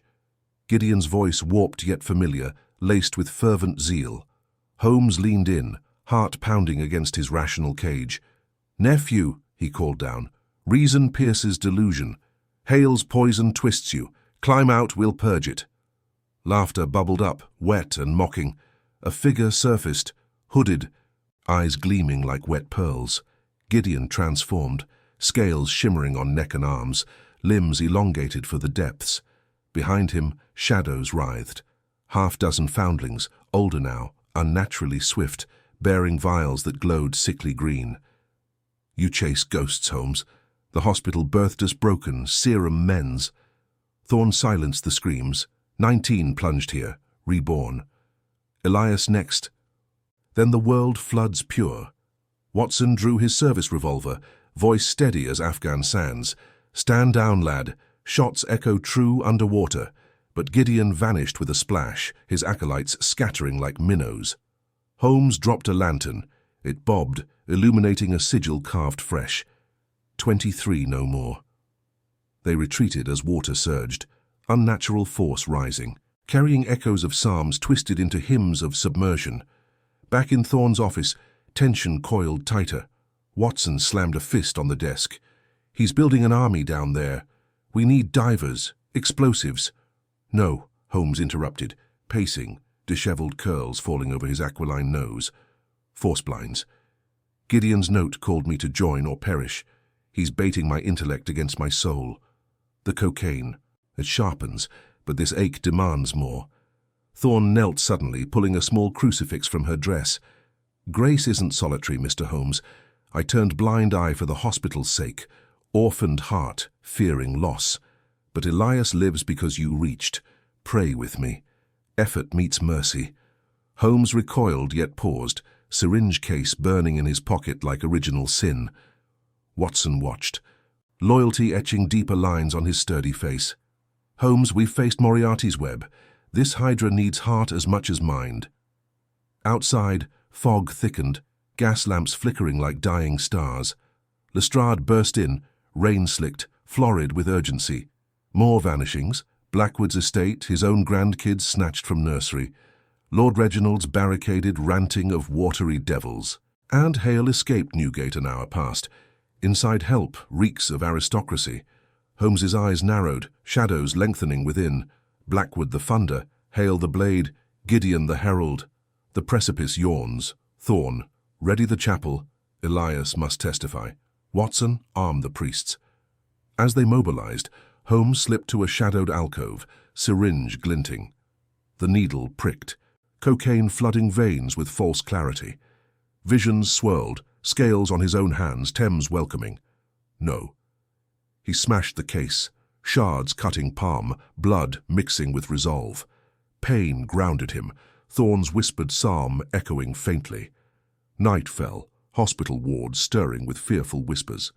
Elias woke, eyes clear but haunted. "They come tonight, Mr. Holmes, singing of depths where pain ends." Watson gripped his shoulder. "We're anchors, lad." But from the crypts below, water roared upward, grates buckling. Gideon's hoard breached, vials shattering in fountains of serum mist. Screams pierced the sanctuary as scaled hands grasped at bedsheets. Holmes raced down, lantern high, facing the tempter's legion. Gideon surfaced amid the flood, grinning. "Choose, uncle. Drown in reason or swim in truth." Holmes stood firm, water to knees, Watson firing warning shots that ricocheted off resilient hides. Thorne appeared, crucifix raised, voice breaking into prayer. "Lord, redeem the forsaken." A foundling lunged at Holmes, claws raking air. He dodged, grabbing a vial mid-toss, its glow searing. The vice squeezed, intellect fracturing, faith sliver piercing through. But Gideon laughed, retreating with captives, Blackwood's heirs among them. The flood receded, leaving slime tracks and shattered cradles. Dawn would bring reckoning at Blackwood's manor, but Holmes knelt in muck, Thorne's hand on his shoulder. Redemption's tide rose slow, grace warring with the serum's call. Yet deeper still, from Thames' heart, Hale's voice prophesied, "The true rebirth swells unstoppable." Watson's hand steadied him. "One step, old friend." But as they climbed, a child's cry echoed from the depths, not pain, but invitation. The hunt plunged onward, Holmes's demons coiling tighter, Gideon's shadow lengthening across the city. Dawn crept over Bloomsbury like a reluctant confessor, its pale light filtering through the grime-streaked windows of the Foundling Hospital. Holmes rose from the muck of the crypts, his trousers sodden and heavy, the metallic tang of Thames water clinging to his skin. Watson stood beside him, revolver still warm in his grip, his moustache twitching with unspoken fury. Matron Thorne lingered at the chapel threshold, her starched dress wilted, crucifix dangling from fingers that trembled, not from cold, but from the weight of prayers half answered. Elias huddled nearby, the boy's face ashen, his clear eyes now shadowed by the night's horrors. "They come from the water," he whispered, voice cracking like thin ice. "Gideon leads them, singing old songs from the deep." Holmes nodded curtly, ignoring the itch in his veins, the syringe shards crunching underfoot. "Blackwood's manor," he said flatly. "The philanthropist holds answers, or more lies. We move now, before the tide turns again." The carriage rattled through fog-choked streets, horse hooves clopping against cobblestones slick with morning dew. London stirred uneasily. Vendors hawking wilted chestnuts, newsboys crying headlines of missing heirs from noble houses. Watson glanced at Holmes, noting the gaunt hollows beneath those piercing grey eyes. "You'd think after last night you'd rest," he murmured. Holmes stared out at the passing gas lamps, their flames guttering like dying hopes. "Rest is for the dead, John, or the redeemed." His palm throbbed where glass had bitten, blood crusted into a makeshift seal against the cocaine's siren call. Blackwood Manor loomed on the outskirts of Mayfair, a hulking edifice of Georgian stone veiled in ivy that clawed like desperate fingers. Wrought iron gates creaked open under Holmes's insistent knock, admitting them to gravel paths lined with skeletal oaks. The air here smelled of damp earth and pipe tobacco, a far cry from the hospital's sour despair. A butler, face as impassive as marble, led them through halls adorned with portraits of stern ancestors, their eyes following like silent judges. Lord Reginald Blackwood awaited in the drawing-room, corpulent form ensconced in a velvet armchair by a roaring fire. His mutton chops framed a florid face flushed with brandy, a crystal tumbler sweating in his paw. "Mr. Holmes," he boomed, voice like gravel under carriage wheels, "and Dr. Watson, to what do I owe this dawn intrusion?" His eyes flicked to Thorne and Elias, narrowing slightly. "Matron. And the lad from the hospital. Troubling times indeed." Holmes paced the Persian rug, deerstalker casting shadows across his aquiline features. "Your heirs, Lord Blackwood, taken in the flood? Gideon's hoard from the Thames crypts, serum vials shattering, scales gleaming. Explain." Blackwood chuckled, a wet rumble setting down his glass. "Gideon? That feral myth? Preposterous. My boys are safe, tucked away from this city's filth. Philanthropy demands discretion, Holmes. Foundlings serve greater purposes."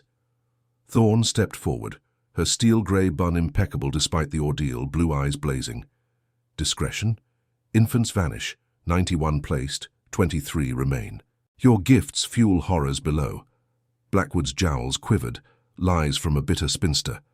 "Hale warned me of your zealotry, matron." "Dr. Victor Hale," he elaborated at Holmes's arched brow.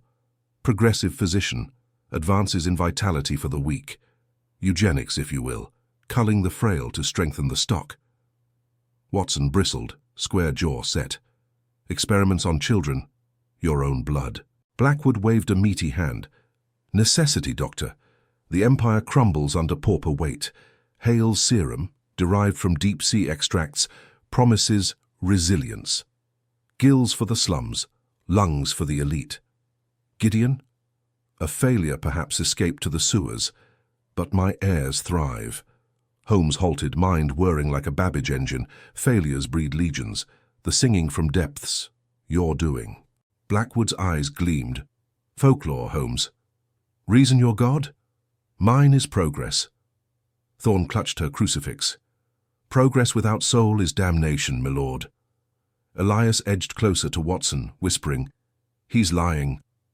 I saw Blackwood's mark on Gideon's arm, the family crest twisted like scales. Holmes's grey eyes sharpened. "Show me the heirs." Blackwood rose ponderously, leading them down creaking stairs to cellars echoing with distant drips. Torchlight revealed vaults lined with iron cradles, forms writhing under blankets. One stirred, a boy, Blackwood's spitting image, skin pallid, gills fluttering at his neck.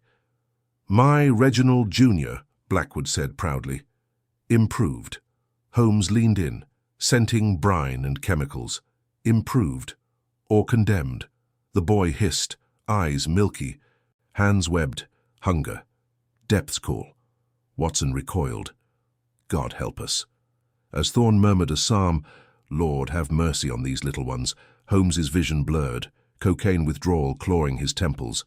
Scales flickered on his own hands, Thames whispering promises of oblivion. He gripped the cradle edge, knuckles white. Reason fractures here, he thought. Faith's mad anchor holds Thorne steady. Must I yield?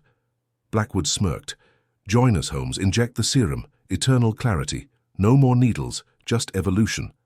The detective's hand twitched toward his pocket, where the shattered syringe's memory burned.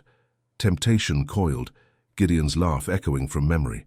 Suddenly a grate burst open, water surging. Scaled figures, Gideon's brethren, swarmed, snatching the air cradles. Blackwood bellowed, fumbling for a bell pull. "Hale! Secure the vaults!" But Dr. Victor Hale emerged from shadows, bespectacled face twisted in mania, tweed soaked. "Too late, my lord. The true rebirth demands sacrifice." He hurled a vial at Holmes, mist erupting.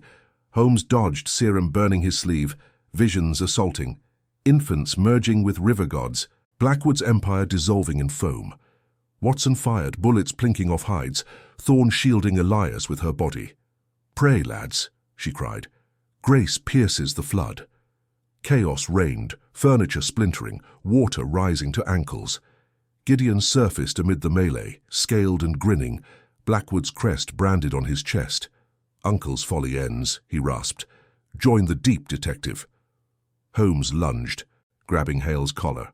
"Your serum, Eugenics poison, confess!"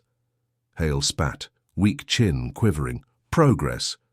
Foundlings remade for labor, divers, dredgers, Blackwood funds it, but they evolved beyond control." Thorne's prayer swelled, a counterpoint to the roar. Holmes felt it, a sliver of light amid the vice. Not reason alone, but something warmer, warring his isolation. They retreated as the horde dragged cradles away. Blackwood slumped defeated, heirs lost anew. Outside, fog thickened, carriage waiting. Holmes slumped against Watson. "The web tightens, John. Hale the architect, Blackwood the patron, Gideon the avenger. But who wove the first thread?" As they rattled back toward the hospital, Thorne's hand found Holmes's shoulder. Redemption stirs even in depths. "Mr. Holmes, grace and grit." He met her eyes, the gaunt face softening fractionally. Perhaps, yet the child's cry lingers, not invitation, but warning. "Comment who you suspect. Can you solve it first?" Deeper in the cellars they'd fled. Hale's laughter mingled with dripping water. The final dose brews unstoppable. Nightfall would bring the Thames uprising, hospital gates no sanctuary. Holmes's demons gnawed fiercer, faith's thread fraying as Gideon's song swelled citywide. The restoration beckoned, but first, the abyss stared back, hungry. The carriage wheels clattered over cobblestones slick with Thames mist, the fog coiling like serpents around Baker Street's gas lamps, as Holmes gripped the strap, his gaunt frame jolting with each rut. Watson sat opposite, revolver still warm in his lap, mustache twitching with unspoken fury.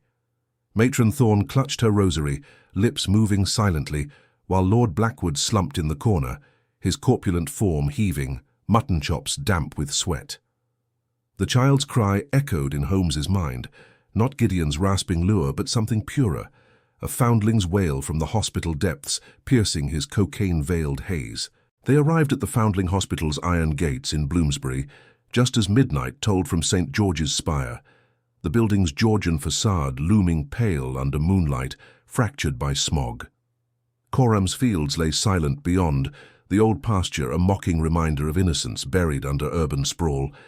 Holmes descended first, deerstalker askew, piercing grey eyes scanning the shadows. No horde yet. But the air hummed with unnatural dampness, the scent of brackish water rising from gratings. Inside the sanctuary of the hospital's chapel annex, its vaulted ceilings etched with faded murals of benevolent founders, pews worn smooth by generations of orphans' knees, the group barricaded the doors. Candle flames danced erratically, casting long shadows that clawed at the walls.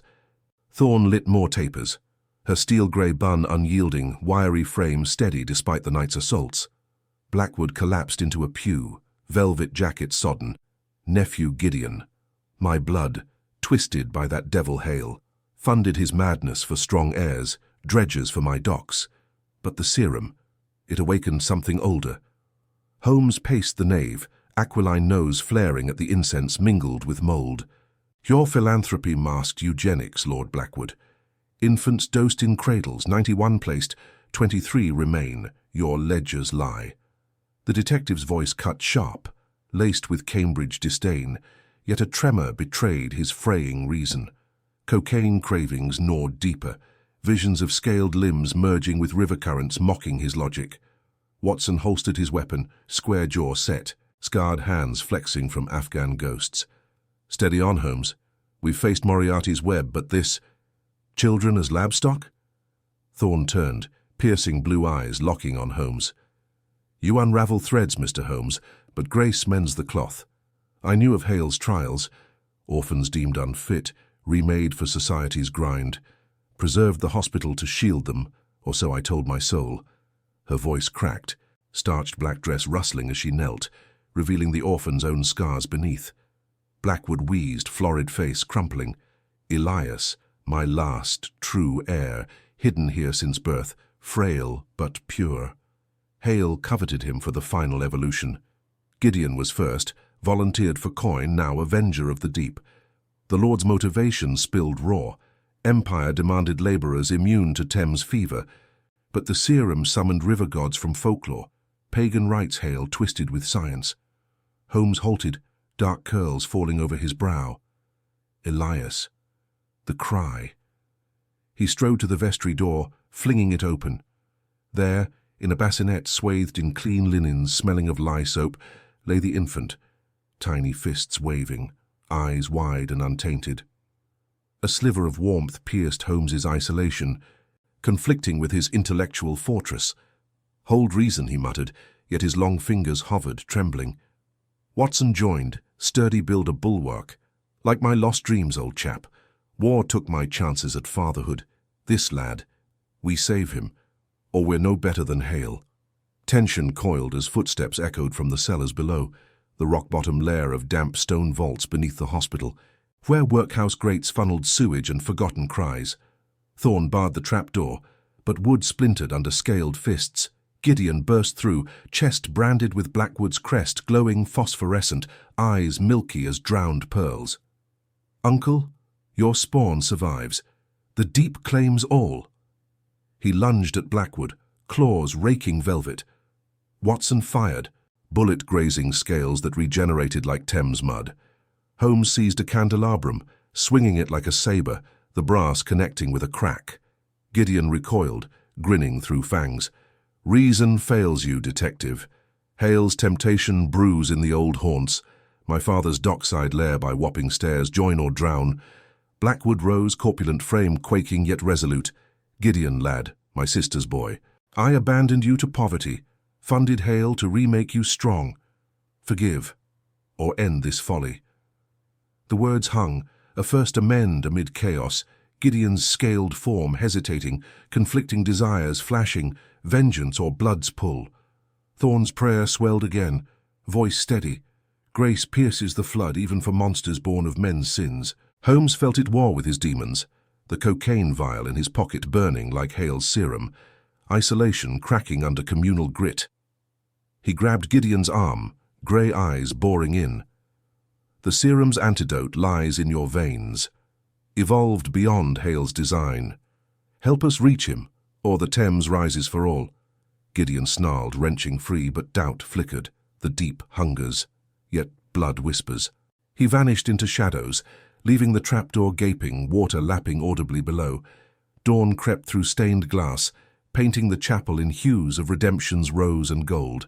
Holmes sat by Elias's bassinet, gaunt face softened, inner journey stirring. Watson clapped his shoulder.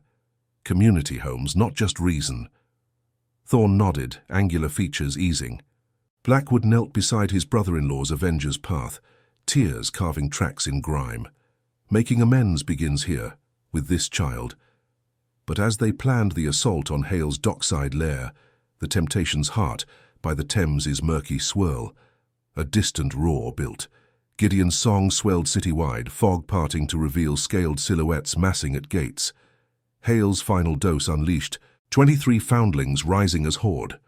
Holmes's piercing gaze hardened, yet hope flickered. Grace and grit, Thorne had said.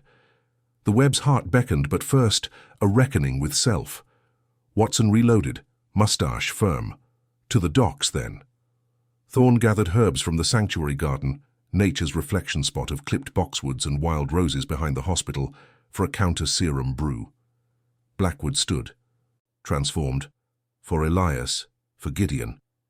Holmes pocketed the vial, crushing it underfoot instead. No more veils. The carriage awaited anew, but inside, the detective glimpsed transformation. Not instant, raw and effort-born. Yet as they rolled toward Wapping, a child's cry pierced fog once more, laced now with urgency. Hale awaited, bespectacled mania unbound, the Thames churning as if alive. Deeper in the hospital cellars, forgotten cradles bobbed in rising water, whispers of 91 souls demanding justice. The restoration's path twisted ahead, Grace's light dimming against the abyss's glare. Holmes wondered if reason could bridge to faith, or if the deep would claim them all before amends healed the wounds. The carriage rattled over cobblestones slick with Thames mist, wheels churning through Wapping's shadowed veins, where warehouses loomed like forgotten titans. Holmes gripped the edge of the seat, his gaunt frame tense, piercing grey eyes fixed on the fog-shrouded river ahead. The vial's shards still bit into his palm from where he'd crushed it earlier, a deliberate wound to anchor him against the cocaine's siren call. No veils now, he thought, only the raw machinery of truth. Yet doubt gnawed deeper than reason allowed, those scaled shapes circling the hospital gates, Gideon's guttural song echoing like a profane hymn. Was this Hale's serum warping flesh into abomination, or something older, dredged from the river's abyssal grudges? Watson shifted beside him, revolver heavy in his coat, moustache twitching with unspoken worry. His scarred hands, reminders of Afghan sands, clenched and unclenched. Loyalty had carried him this far, but the sight of Elias's frail form in the chapel bassinet stirred paternal ghosts he'd long buried. No more children lost to men's follies, he vowed silently. Thorne sat opposite, her wiry frame unbowed, steel-grey bun impeccable despite the night's grime. In her lap, a satchel of herbs from the sanctuary garden, wild roses crushed with feverfew, a desperate counter to Hale's poison. Her blue eyes, once cold as institution ledgers, now burned with a mother's ferocity she'd denied for decades. Blackwood slumped in the corner, corpulent form diminished, mutton chops damp with sweat. For Elias, his whispered mantra, a reckoning for the shadows he'd funded in pursuit of legacy. The driver cracked the reins, horses snorting against the chill. "Dockside lair ahead, governors! Godspeed!" They spilled out into the reek of tar and rotting fish, the Thames a black serpent coiling under gas lamps' feeble glow. Hale's lair squatted at the pier's end, Blackwood's warehouse number 7, its iron doors scarred by salt and secrecy. Waves slapped hungrily, and from within came that child's cry, twisted now into a chorus, laced with urgency that clawed at Holmes's chest. He led the way, deerstalker low, lockpick dancing in the gloom. The door groaned open to a cavern of crates and bubbling vats, alchemical haze thick as sin. Lanterns swung, casting Hale's silhouette long and manic against brine-stained walls. The doctor whirled, bespectacled eyes wild behind cracked lenses, tweed suit stained with unnameable fluids. In his arms, a writhing bundle, the last of the 23, scales glistening on tiny limbs, eyes too knowing for infancy. "Ah, Holmes, the rationalist descends to my aquarium," Hale's voice slithered, weak chin jutting defiantly. "You've glimpsed the deep, haven't you? 91 souls consigned to cots fodder for progress, 23 evolved, Gideon's brood, risen from serum and submerged rites. Eugenics demands sacrifice." Holmes's aquiline nose flared, mind racing through clues. The hospital ledgers Thorne had smuggled, Blackwood's guilty ledgers, Gideon's feral escape from the cellars where forgotten cradles bobbed in rising filth. "Your progress is butchery master's science, Hale. The serum, ichor from Thames dredgings, laced with alkaloids. You've birthed not superiors, but echoes of old hungers." Watson leveled his revolver, square jaw set. "Enough riddles, man. The children, where are the rest?" Hale laughed, a wet rasp, backing toward a grated pit where water churned blackly. "Return to source. The deep hungers, gentlemen. Gideon was first. My finest, orphaned like them all. He sings the call now, massing your precious foundlings into choir." Thorne stepped forward, angular face a mask of crumbling authority. Herbs spilled from her satchel as she lunged, voice cracking raw. "You twisted my charges, Victor. Orphans like I was, entrusted to heal, not to your godless forge." Her hands trembled, but she forced the poultice toward the bundle, wild rose scent cutting the brine. Hale snarled, shoving her back. The infant thing wailed, scales flaring, and from the pit rose a slick tentacle. No, an arm, Gideon's, veined and elongated, grasping. Blackwood gasped, florid face paling. "My funds. For this." Reginald Blackwood, patron of progress, blind to the abyss. Holmes darted forward, reason fracturing against the visceral horror. He seized a rusted pipe, swinging as Gideon hauled himself from the depths, naked torso rippling unnaturally, eyes abyssal voids. The impact echoed, but Gideon only grinned, teeth filed to points. "Brother Holmes, join the song. Blood whispers truth." The fight erupted in frenzy. Watson fired, shot splintering crates, while Thorne smeared counter-serum on the bundle, its cries softening to whimpers. Blackwood, transformed by guilt, barreled into Hale, corpulent mass toppling the doctor into vats that hissed and foamed. Holmes grappled Gideon, mind flashing to chapel dawn, Elias's rose-gold glow, Thorne's words on grace. Strength born of effort, not elixir. Gideon pinned him against a beam, breath fetid as river mud. Reason fails here. Feel the deep's embrace. Holmes's vision blurred, cocaine cravings surging amid bruises, but Watson's shout anchored him. "Holmes! For the children!" With a surge, Holmes kneed upward, pipe forgotten, fingers clawing for the serum vial remnant in his pocket. He smeared it. No. Crushed residue into Gideon's wound. The man-thing recoiled, scales sloughing, roar twisting to agony. "No, the choir." Hale scrambled up, mania peaking. "You can't stop evolution." But Blackwood's fist connected, velvet sleeve tearing, sending the doctor teetering to the grate. Thorne cradled the calmed infant, tears carving her starched facade. Grace reclaims what science steals. The warehouse shuddered as more cries swelled outside, the 22 massing, fog parting to reveal small horrors shambling dockside, drawn by Gideon's failing song. Watson reloaded, breath ragged. "We hold here, or the Thames claims Bloomsbury." Holmes rose, dishevelled curls matted, chest heaving. Inner walls cracked. Reason alone couldn't map this moral abyss. Yet in the melee's pause, glimpsing Thorne's tender hold, Blackwood's bloodied knuckles, Watson's steadfast gaze, he felt community's pull, effort woven with something divine, unnameable. No instant salvation, but a path etched in shared grit.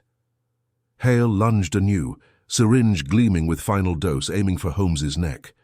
"Rationalist taste transcendence." The detective twisted, pipe arcing true, but the grate buckled beneath, Thames jaws yawning. Hale plummeted, screams swallowed by waves, syringe shattering on planks. Gideon slumped, humanizing, whispers fading. "Tell Elias." "Sorry." Blackwood knelt by the pit, voice breaking. "Amends begin, Victor, for all 91. They gathered the calmed foundling, bundling it with Thorne's herbs, but outside, the horde pressed gates, tiny scales glinting under moonlight. Watson barred the door. To the carriage, hospital sanctuary awaits. Holmes nodded, transformation stirring raw, grace and grit indeed, yet as they fled into fog, a deeper roar built from the Thames's heart, not Gideon's but something primordial, Hale's final legacy unbound. The web tightened. Restoration demanded one more descent, into cellars where cradles still bobbed, demanding full justice before dawn's hope could rise. The carriage rattled through the fog-choked streets of Bloomsbury, wheels clattering over cobblestones, slick with Thames mist. Holmes gripped the edge of the seat, his lean frame jolting with each rut, the weight of the bundled foundling heavy across his lap. The child's breaths came shallow now, scales receding under Thorne's herbal poultice, but its eyes, too knowing for innocence, flicked open, locking onto his with a plea that pierced deeper than any deductive riddle. Behind them, the warehouse's silhouette faded, yet the roar from the river lingered in his ears, a guttural pulse syncing with his own racing heart. Hale's plunge had silenced one monster, but unleashed another. Reason whispered of chemical residues catalyzing something ancient in the depths, while his gut twisted with uncharted dread. Watson rode shotgun beside the driver, revolver loose in his hand, mustache beaded with sweat despite the chill. "Hospital gates in sight, Holmes. We'll barricade the cellars, root out whatever Hale left festering." His voice carried the surgeon's steadiness, but beneath it, the Afghan veteran's scars itched, reminders of battles where medicine twisted to madness. Blackwood slumped opposite, corpulent form heaving, velvet jacket torn and bloodied from his unlikely brawl. 91 souls entrusted, he muttered, mutton chops quivering. I funded the advances, thinking progress. God forgive the blind philanthropy. Thorne sat rigid, wiry arms cradling the infant like a shield, her steel-grey bun-frayed strands escaping into the damp air. Forgiveness demands confession first, my lord. The cradle's below. They sing no lullabies now. Her piercing blue eyes, once authoritative, softened with the regret of an orphan-turned-gatekeeper, complicit in the hospital's shadows. As Coram's fields loomed, those iron-barred pastures where foundlings once played under watchful eyes, the carriage lurched to a halt before the Foundling Hospital's grand portico. Gas lamps flickered weakly against the brick facade, casting elongated shadows like accusing fingers. The group spilled out, Holmes shouldering the door with pipe clenched in teeth, its bowl still warm from warehouse embers. Inside the foyer echoed hollow, polished floors, scuffed from hasty evacuations earlier that night. Nurses' stations stood abandoned, porcelain dolls staring blankly from shelves, their china eyes mirroring the horror. Cellars, Holmes directed, voice low and clipped, his aquiline nose flaring at the faint, briny reek rising from below. They descended the servants' stair, lantern light dancing on damp stone walls veined with mold. The air thickened, heavy with the tang of chemicals and something feral, unwashed flesh mingled with infant milk gone sour. Thorne led, her starched black dress whispering against the steps, key ring jangling like a sinner's rosary.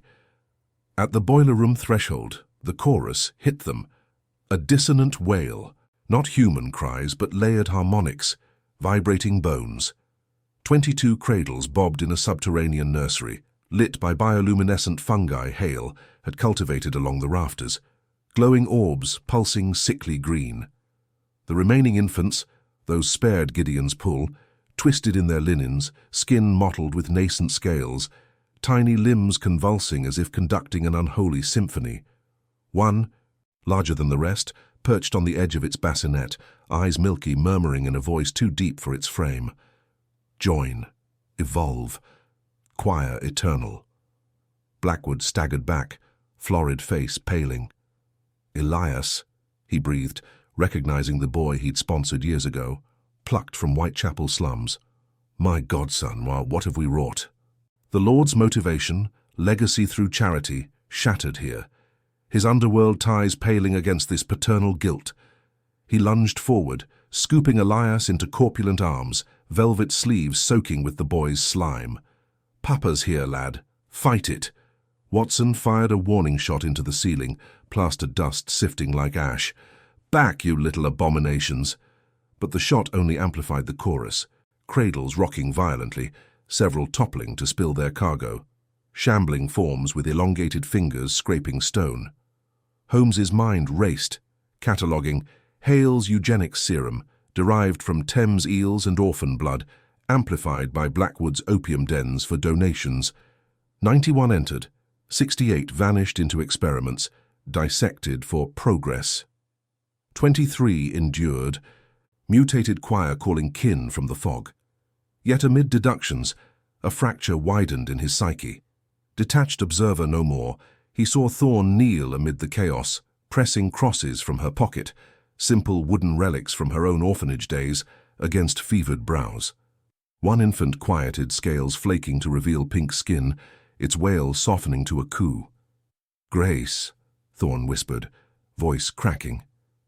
Not science, effort and mercy. Her arc bent here, facade crumbling.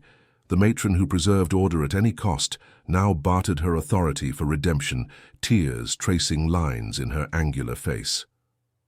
Watson hauled Blackwood back as Elias thrashed, biting with needle teeth. Hold him down, old chap.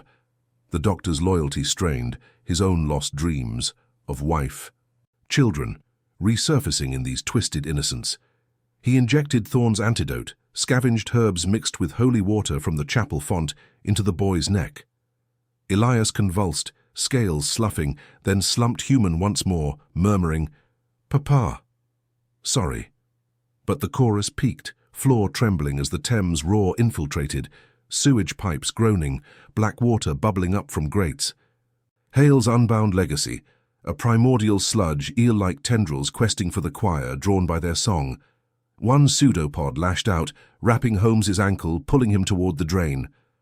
Cold venom burned through boot leather, visions flashing, his cocaine haze, Watson's weary gaze, the moral void's reason ignored. "John!" Holmes gasped, pipe forgotten, clawing stone. Watson stomped the tendril, a revolver barking into the flow, steam hissing. Blackwood and Thorne formed a chain, Lord's bulk anchoring, Matron's wiry strength hauling. Community's grit prevailed, tendril retracting with a shriek. Panting, Holmes rose, dishevelled curls plastered, grey eyes haunted. Inner transformation clawed free. Pure intellect yielded to something warmer. Unnameable, faith's quiet insistence that order bloomed from chaos through shared burden, not solitary genius. No epiphanies blaze, but embers kindling. They worked through the night, inoculating each cradle, Blackwood confessing ledgers of complicity, Thorne absolving with trembling hands. Dawn's grey light filtered through slits as the last infant calmed, choir silenced. Elias clung to his godfather, human warmth returning. Yet as they ascended, exhausted, a final cradle rocked unbidden in the corner, empty but humming. Holmes froze, pipe retrieved. Not all accounted, one missing, and the Thames hungers still. Watson's face hardened further, moustache twitching. Back to the river, then, full justice. Thorne nodded, regenerated. Grace demands it. Outside, fog lifted, revealing Coram's fields dew-kissed, but the hospital's shadow stretched long, a promise of amends unfinished. One descent left before restoration's fragile dawn. The morning air hung heavy with the scent of dew-soaked grass and distant coal smoke, as Holmes led the ragged band from the Foundling Hospital's shadowed portico. Coram's fields stretched before them, a deceptive oasis of green amid Bloomsbury's relentless stone, where children now stirred under watchful nurses, oblivious to the night's infernal labours below. His deerstalker tilted low, curls matted with sweat and grime. Holmes gripped his pipe like a talisman, its bowl still warm from forgotten drawers. The empty cradle's hum echoed in his mind, a siren's call from the depths, pulling reason toward the irrational abyss of the Thames. Watson trudged beside him, revolver holstered but hand never far, his square jaw set firmer than the Afghan sands that had scarred him. The doctor's eyes, shadowed by fatigue, flicked to Thorne, who walked with unaccustomed frailty, her starched black dress torn at the hem, steel-grey bun frayed like her once impenetrable resolve. Lord Blackwood brought up the rear, corpulent frame heaving, mutton chops damp with exertion, his velvet jacket stained from cradle dust and repentant tears. Elias, the boy they'd reclaimed from monstrosity, clung to Blackwood's side, small hand in the Lord's meaty paw, his skin still pale but free of scales, eyes wide with a child's resilient wonder. "We must trace it to the source," Holmes said, voice low and edged with the gravel of sleepless revelation. "The Thames is no mere river, it's Hale's final cauldron, where his eugenic folly birthed something ancient, stirred by the hospital's hidden rites. One infant unaccounted means the cycle persists, feeding on innocence as it did on those 91 souls." Thorne nodded, her piercing blue eyes glistening not with authority now, but a raw vulnerability unearthed in the chapel's gloom. "Grace spared Elias," she murmured, "but demands we face the wreckage fully. I've turned blind eyes too long, ledgers balanced on tiny graves. No more." Blackwood grunted agreement, his florid face creased deeper by confessions spilled in the nursery's hush. "Philanthropy was my mask," he admitted, voice rumbling like distant thunder. "Underworld bargains filled those cradles with Hale's refuse. But last night, that shared chain against the sludge, it bound us, did it not? Communities forge, tempering what reason alone cannot." They crossed into Mecklenburg Square, gas lamps flickering out as cart vendors hawked wilted greens and yesterday's bread. The city's pulse quickened, hansoms clattering over cobblestones slick with overnight mist, factory whistles piercing the dawn like accusatory shrieks. Holmes's mind raced ahead, piecing fragments, Hale's bespectacled sneer in clandestine labs, Thorne's wiry hands signing away bastards from workhouse doors, Blackwood's gold greasing the wheels of silence.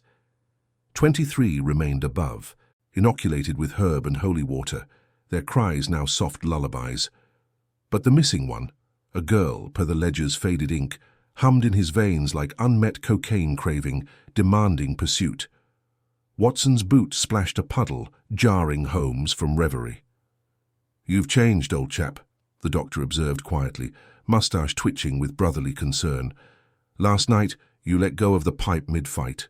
Clawed for life, not deduction. That warmth in your eyes, and it's not just victory." Holmes paused at a corner, grey eyes piercing Watson's sturdy frame. "Intellect isolated me, John. Cocaine's haze a poor substitute for connection. But the chorus, the tendrils, Elias's scales sloughing under faith's crude balm, they exposed the void. Order isn't solitary genius, it's this. Flawed souls hauling each other from primordial muck. Yet reason whispers caution. The Thames may claim us yet." Elias tugged Blackwood's sleeve, voice piping small but steady. "The river sings like Mother used to before she left me at the gates. Bad songs twisting inside. The Lord knelt, corpulent knees protesting, and cupped the boy's face. Then we'll silence it together, lad." "Your godfather's word." Their path descended toward the embankment, fog tendrils coiling thicker, carrying the Thames' briny rot. Sewage and silt mingled with something feral, like fish scales ground underfoot. Victoria Embankment loomed, its granite parapet scarred by decades of flood and folly, gas jets sputtering in iron cages. Below, the river churned sluggish under iron bridges, barges groaning like beasts in labor. Holmes leaned over the edge, pipe stem tracing the flow. There, Blackfriars Way. The hum originates from the outflow pipes, where Hale diverted hospital waste into the main sewer. Thorne shivered, wiry arms crossing her chest. "I oversaw those very conduits funneling the unfit downstream. 91 placed, 23 spared by miracle or mercy. That girl, Eliza, no kin to me, yet her name haunts. Placed last, swaddled in Hale's tincture." They clambered down moss-slick steps to the foreshore, mud sucking at boots, the air thickening to syrup with decay. Eel-like glimmers darted in shallows, eyes milky with Hale's legacy. Watson drew his revolver, steady as his surgeon's hand. "Formation," he barked softly. "Holmes center, Thorne and Elias rear. Blackwood anchor." The hum swelled, vibrating through ribs. A nursery rhyme perverted, words bubbling from grates. "Rockabye baby," in the treetop. Sludge seeped, pseudopods questing blindly. Holmes knelt, peering into a rusted grate, torchlight piercing murk. There, a cradle fragment, porcelain cherub cracked, and swaddling sodden with black ooze. But no body, the infant's essence diffused. Fueling the mass, a tendril whipped out, coiling Thorne's ankle. She gasped, steel-grey hair unraveling as venom burned. Elias screamed, lunging with surprising ferocity, tiny fists pounding the slime. Blackwood hauled her free, bellowing a prayer half-remembered from childhood pews. "Father, who art in the depths, deliver us." Watson fired, shots echoing off water, steam hissing as pseudopods writhed. Holmes plunged his pipe into the mass, stem piercing like a lancet, releasing a gout of ichor that sizzled on mud. Inner fire surged, not deduction's cold flame, but shared desperation's blaze. He saw it then, his Cambridge arrogance, cocaine vials shattered in mind's eye, Watson's loyal shadow, Thorne's crumbling facade, Blackwood's bulk as bulwark, Elias's innocence as lodestar, transformation etched deeper. No blaze but steady ember, grace demanding effort.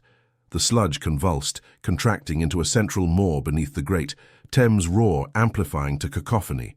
From its heart rose a faint cry, human, infantile, laced with the hum. The girl's voice trapped ether, calling for release. Holmes's grey eyes widened, pipe trembling. Not destruction, exorcism. Thorne, your chapel herbs. Blackwood, the litany. John, cover us. They formed circle, Thorne scattering powdered rue and font water, her voice cracking into chant. By grace redeemed, from depths arise. Blackwood boomed responses, Elias's treble joining, Watson's revolver guarding flanks. Holmes intoned the rational counterpoint, naming Hale's compounds, dilutions, the folly of playing Genesis in sewers. The Moor shuddered, cry peaking to wail, then silence as light fractured through, dawn's ray-piercing cloud, illuminating mud flats. Sludge receded, Thames calming to lap of waves. In the grate's throat, a tiny form floated up, swaddled clean, girl-child blinking bewildered eyes. Scales absent, pink and whole. Thorne scooped her, tears carving tracks in grime. Eliza lives, Grace's final thread. Watson holstered his gun, exhaling. Justice glimpsed, but Hale's shadow lingers in ledgers, in minds. Blackwood lifted Elias high, both laughing through sobs. Community's victory. Holmes straightened, curls drying in breeze, pipe pocketed unused. Restoration dawns, but one test remains. The law's gaze upon us all. For amends demand public reckoning, and my methods. Unconventional. As they ascended, carrying the girl toward hospital sanctuary, a constable's whistle pierced the air from the embankment above, drawn by shots, closing in. Shadows of accountability lengthened, promising trial by jury and conscience alike. The fog clung to the embankment like a shroud, thick and yellow under the gas lamps flickering to life as dusk bled into night. Holmes led the ascent from the sludge-choked underbelly of the Thames, his long legs navigating the slick iron rungs with mechanical precision, though his mind raced ahead to the whistle's shrill demand. Behind him, Thorne cradled the rescued girl, tiny Eliza, pink and mewling softly now. Her scales sloughed away like a nightmare shed in dawn's reluctant light. Watson followed, revolver still warm in his pocket, his moustache beaded with river mist, eyes scanning the shadows for more than just bobbies. Blackwood huffed upward, Elias perched on his broad shoulders. The boy's small hands gripping the Lord's mutton chops like reins on a faithful steed. Community forged in mud and miracle, yet the law's gaze pierced it all, unyielding. They emerged onto the cobbled path just as 3 constables rounded the bend from Blackfriars Bridge, lanterns swinging like pendulums of judgment. The lead one, a burly sergeant with a face like weathered oak, levelled his bullseye lantern at Holmes's gaunt features, illuminating the detective's piercing grey eyes and dishevelled curls, plastered with Thames grit. "State your business here, sirs, and ma'am. Shots fired below, cries reported. We've orders to investigate disturbances at the Foundling." Holmes straightened his deerstalker, the pipe in his pocket a forgotten talisman, his voice steady as Cambridge logic. "Gentlemen, you've stumbled upon the unravelling of a profound iniquity. Dr. Victor Hale's eugenic abominations, 91 infants consigned to horror, 23 souls spared by providence and persistence. This child, plucked from his alchemical sewer, bears witness." The sergeant squinted, baton tapping his palm, while Thorne stepped forward, her starched black dress caked in mud, steel-grey bun unravelling like her defences, her blue eyes, once piercing commands, now brimmed with the raw regret of decades' complicity. "I am Matron Eliza Thorne of the Foundling Hospital. What Mr. Holmes says is true, more than true. Hale twisted our sanctuary into a charnel house. I might preserve the institution at costs unforgivable. Ledgers in my office detail it all, arsenic dilutions, belladonna hums. Children warped for his advances." A murmur rippled through the constables, one younger lad paling at the words, his lantern trembling. Watson placed a steadying hand on Thorne's shoulder, his own square jaw set firm, the Afghan scars itching under his collar, as loyalty warred with the bile of systemic rot. "John Watson, army surgeon. We've proof, vials, residues, witnesses. Hale's lair beneath Coram's fields reeks of it still." Blackwood boomed from the rear, lowering Elias gently, his corpulent frame heaving, florid face flushed with righteous thunder. "Lord Reginald Blackwood, patron of the hospital. This ends tonight. Hale's philanthropy was a mask for monstrosity. My oversight failed these innocents. Arrest us if you must, but Hale first. He's fled to his Bloomsbury residence, no doubt scheming escape." The sergeant hesitated, the weight of aristocracy and accusation pressing like the fog. Holmes noted it, the flicker of deference in the man's eyes, the subtle shift of weight. "Reason's lever. Very well. We'll escort you to the yard, but irregularities, shots, a child from the river, demand explanations. No shortcuts, even for you, Mr. Holmes.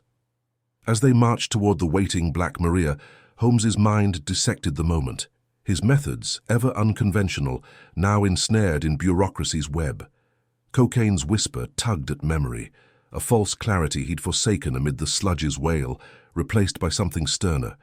Grace's ember demanding he face not just Hale's evil, but his own detachment. Watson walked beside him, mustache twitching with unspoken worry. You've done it again, Holmes. Pulled victory from abyss. But the yard? They'll dissect us like specimens. Necessity tempers brilliance, John. Hale's exposure requires the law's imprimatur, lest vigilantes unravel the fragile order. At Scotland Yard, the interrogation room hummed with gaslight's hiss and the scratch of pens. Inspector Lestrade, hawk-nosed and perpetually sceptical, paced before them. Thorne's ledgers splayed like incriminating entrails. 23 survivors, 91 damned. Matron, your signature mars every page. Thorne sat ramrod straight, wiry frame unbowed, yet her voice a fractured whisper. Blue eyes fixed on the tabletop's grain as if confessing to God alone. I sought order in chaos. Orphans flooding our gates amid the workhouse's overflow. Hale promised progress, scientific salvation. I turned blind, justifying silence with duty. Grace. It spares even me if amends suffice. Lestrade grunted, turning to Holmes. And you, sir, bursting into sewers, gunfire. Your repute precedes, but evidence? Holmes leaned forward, aquiline nose casting shadow, grey eyes unblinking. Observe the child's skin, pristine, no residue. Analyze the great sludge. Hale's compounds, mercury salts, ether infusions, intended genesis, birthing hybrids for his eugenic folly. Blackwood's funds traced to procurements. My reconstructions from hospital whispers. Elias, perched on Watson's knee, piped up unexpectedly, his small voice cutting the tension like chapel bells. The bad doctor sang to shadows. I heard it in the walls, but Mr. Holmes listened when no one did. Lestrade paused, softened imperceptibly by the boy's earnestness. Community's chorus, Holmes mused inwardly, echoing the circle by the Thames, rue, litany, revolver. Faith's alloy with reason, forging what intellect alone fractures. Dawn crept through barred windows as warrants issued. Hale's arrest at his Russell Square townhouse yielded vials bubbling with iridescent horror, journals detailing improvements, infants as canvases for his God complex. He sneered in cuffs, bespectacled eyes defiant behind weak chin, tweed suit rumpled. Progress demands sacrifice, Holmes. Your mysticism blinds you to evolution's cull. Holmes met his gaze, pipe finally lit, smoke curling like Thames fog. No, Victor, your hubris culls the divine spark in all. 91 lives testify. Reason unmoved by grace devours itself. Thorne approached Hale then, her angular face etched with the arc's completion, from facade to fragility. You twisted my sanctuary, Victor, but forgiveness. It lingers, even here. Repent, for the children's remnants demand it. Hale spat. Unrepentant, hauled away as Blackwood comforted Elias, the Lord's velvet jacket enveloping the boy like paternal wings. Watson clapped Holmes's shoulder, his cynicism cracking into hope's fracture. You've changed us all, old chap, from detached genius to haunted redeemer. Holmes exhaled smoke, tasting redemption's ash. Detach no more, John. The moral cost, the wreckage I chronicled without heart, now haunts. Yet order emerges, imperfect. Newsboys hawked extras by noon. Foundling horror. Matron confesses, doctor in irons. The hospital's chapel bells tolled redemption. Survivors, 23 fragile lights, gathered under Thorne's trembling guidance. She distributed broth in the refectory, her hands steadying on clean bowls, the scent of warm bread chasing industrial grime. Eliza nursed at her breast, borrowed motherhood mending orphanage voids. Holmes lingered outside Corum's fields, deerstalker shadowing eyes, watching lambs graze amid London's roar. Inner journey's pivot. Cambridge arrogance yielded to Grace's demand. Effort, amends, community. No blaze, but ember sustained. Watson joined him, pipe in solidarity. One test lingers, Holmes, the inquest. Your methods under scrutiny. Parliament whispers of private detectives overstepping. Indeed. The law's gaze turns inward now, accountability's final vice. As they walked toward Baker Street, a telegram boy darted up, envelope crisp. Holmes tore it open, grey eyes narrowing. Hale's confession, partial, implicating higher shadows.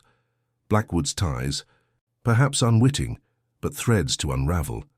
The restoration teetered, one revelation from fracture. Baker Street's gas lamps flickered like hesitant confessions as Holmes and Watson stepped through the familiar door, the telegram's weight still clutched in Holmes's long fingers. The air inside hung heavy with pipe smoke, and the faint, acrid tang of yesterday's cocaine residue on the mantel. A ghost Holmes had not touched since the hospital's shadows first clawed at his reason. Mrs. Hudson had left a tray of cold tea and scones, their crusts crumbling untouched, as if the landlady sensed the storm brewing. Holmes spread the paper on the cluttered table, his grey eyes tracing the spidery script under the deerstalker's brim. Hale's words, scrawled in irons from Newgate. Blackwood funded the serums, unknowing at first, then complicit for philanthropic progress. Threads to Parliament, whispers of royal favour. Holmes's mind raced, synapses firing like sparks in fog, but now laced with something new, a moral ache that pure logic could not excise. Watson leaned over, moustache twitching with that old soldier's resolve cracking under hope's fragile veneer. What now, Holmes? Blackwood's no mere patron. If he's entangled, the inquest tomorrow becomes a viper's nest. Precisely, John. The Lord's velvet philanthropy masks veins of rot. We confront him at dawn, before the coroner's court turns scrutiny on us. Sleep evaded them that night.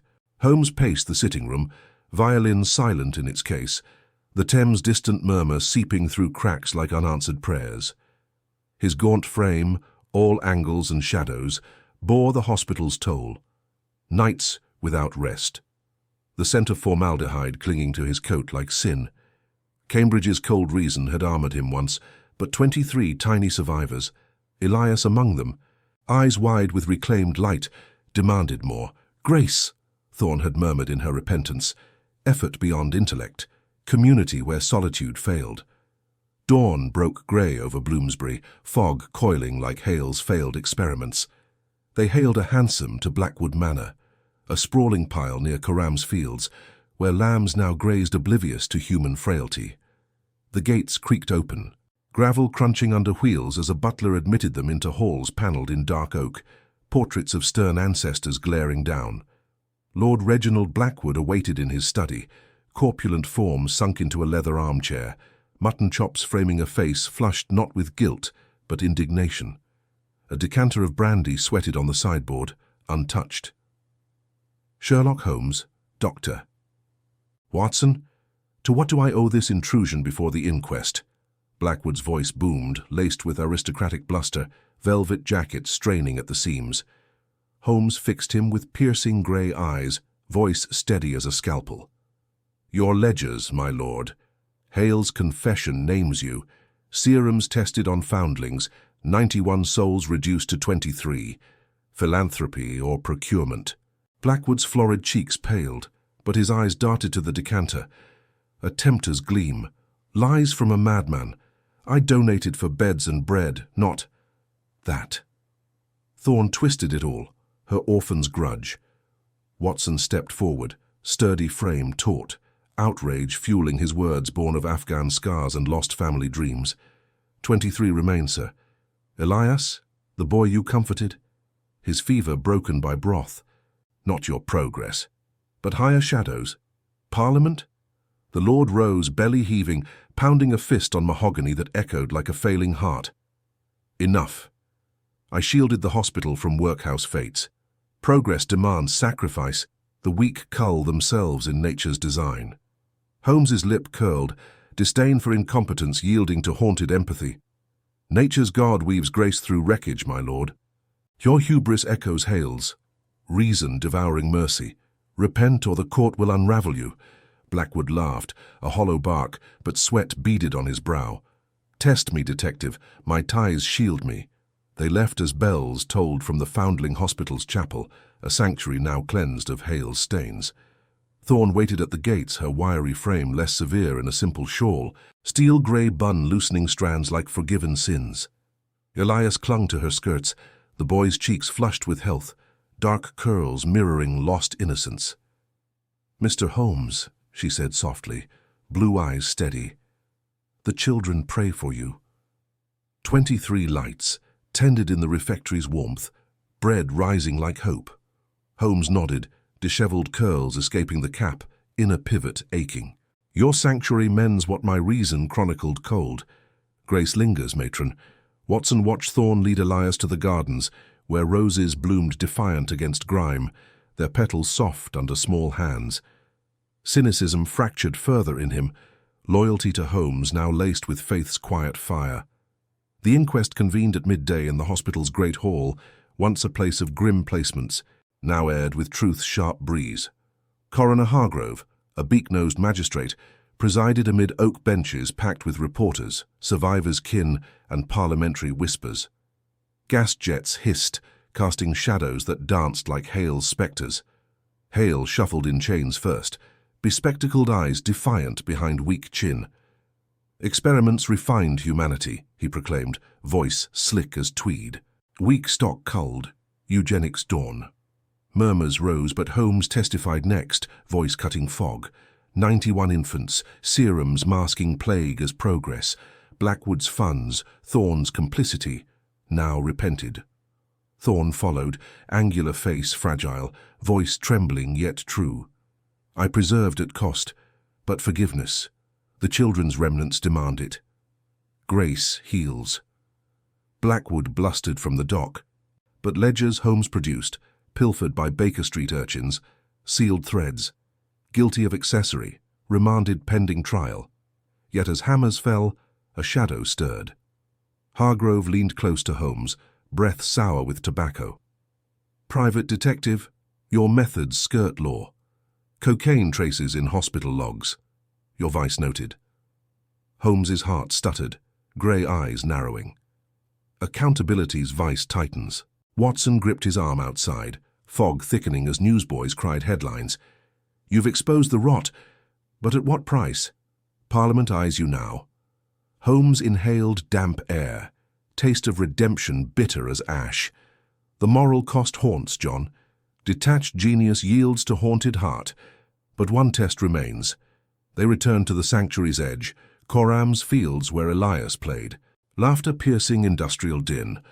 Thorne approached, bowl of stew in hands, steam rising like prayers. "Eat, Mr. Holmes. Community sustains." He accepted, warmth seeping through gaunt fingers, clean linen scent chasing old haunts. Inner journey deepened. Cambridge pride bowed to effort, amends in every shared breath. But twilight brought the telegram boy again. Envelope sealed with parliamentary crest. Holmes tore it, face draining. Summons to Westminster. Blackwood's allies counterstrike. The final unravelling beckons. As stars pierced fog, Holmes stared into abyss, resolve hardening amid despair's whisper. Restoration fractures wider, Grace's ember flickering against gathering dark. Holmes clutched the telegram in his gaunt fingers, the parliamentary crest glaring under the gas lamp's flicker outside Coram's fields. The fog clung like a shroud, carrying the distant clamour of horse-drawn cabs and newsboys hawking the scandal's latest echoes.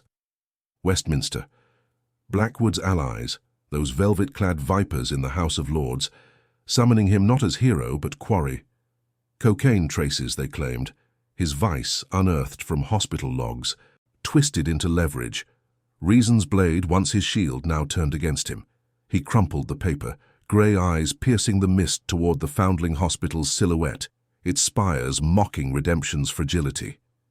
Inner turmoil churned, Cambridge logic fracturing under moral weight.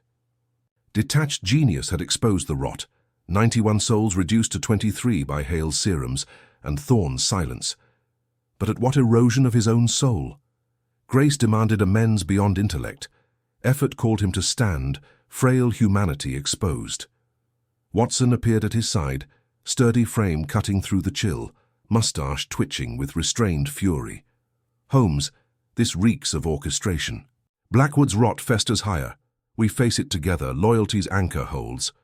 Holmes nodded, inhaling the damp earth scent from the fields where Elias still kicked a ragged ball, laughter a defiant spark amid industrial grime. The boy, survivor of the ward's horrors, now symbolized fragile hope. Thorne had placed him there days prior, her angular hand steady as she whispered of second chances. Community's thread, weaving through despair. They hailed a hansom cab, wheels splashing through puddles that mirrored London's underbelly. The ride to Westminster blurred in fog-bound streets, gaslights haloed like false halos. Holmes's mind raced. Hargrove's sour breath lingered, his warning a prelude. Parliamentary inquiry, not trial, but dissection. His methods scrutinized.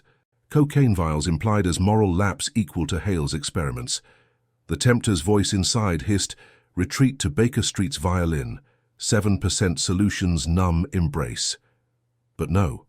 Transformation demanded confrontation, Grace's ember fanned by resolve. The cab deposited them at the Palace of Westminster's shadow, Thames reeking of sewage and tide, Big Ben tolling midnight's warning. Liveried footman eyed Holmes's dishevelled deerstalker, aquiline nose sharp in the torchlight. Inside, marble corridors echoed with whispers, portraits of stern lords gazing down like judgmental patriarchs. They entered the committee chamber unannounced, oak-panelled walls absorbing light from crystal chandeliers. Lord Reginald Blackwood sat central, corpulent form swathed in velvet, mutton chops framing a florid smirk, despite Chain's recent bite.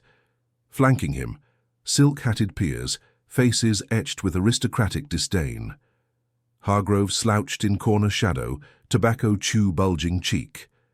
"Mr. Holmes," a clipped voice intoned from the chairman, Lord Ashford, silver-haired, hawk-nosed relic of empire. "Your exploits at Foundling Hospital border vigilantism. Cocaine in veins.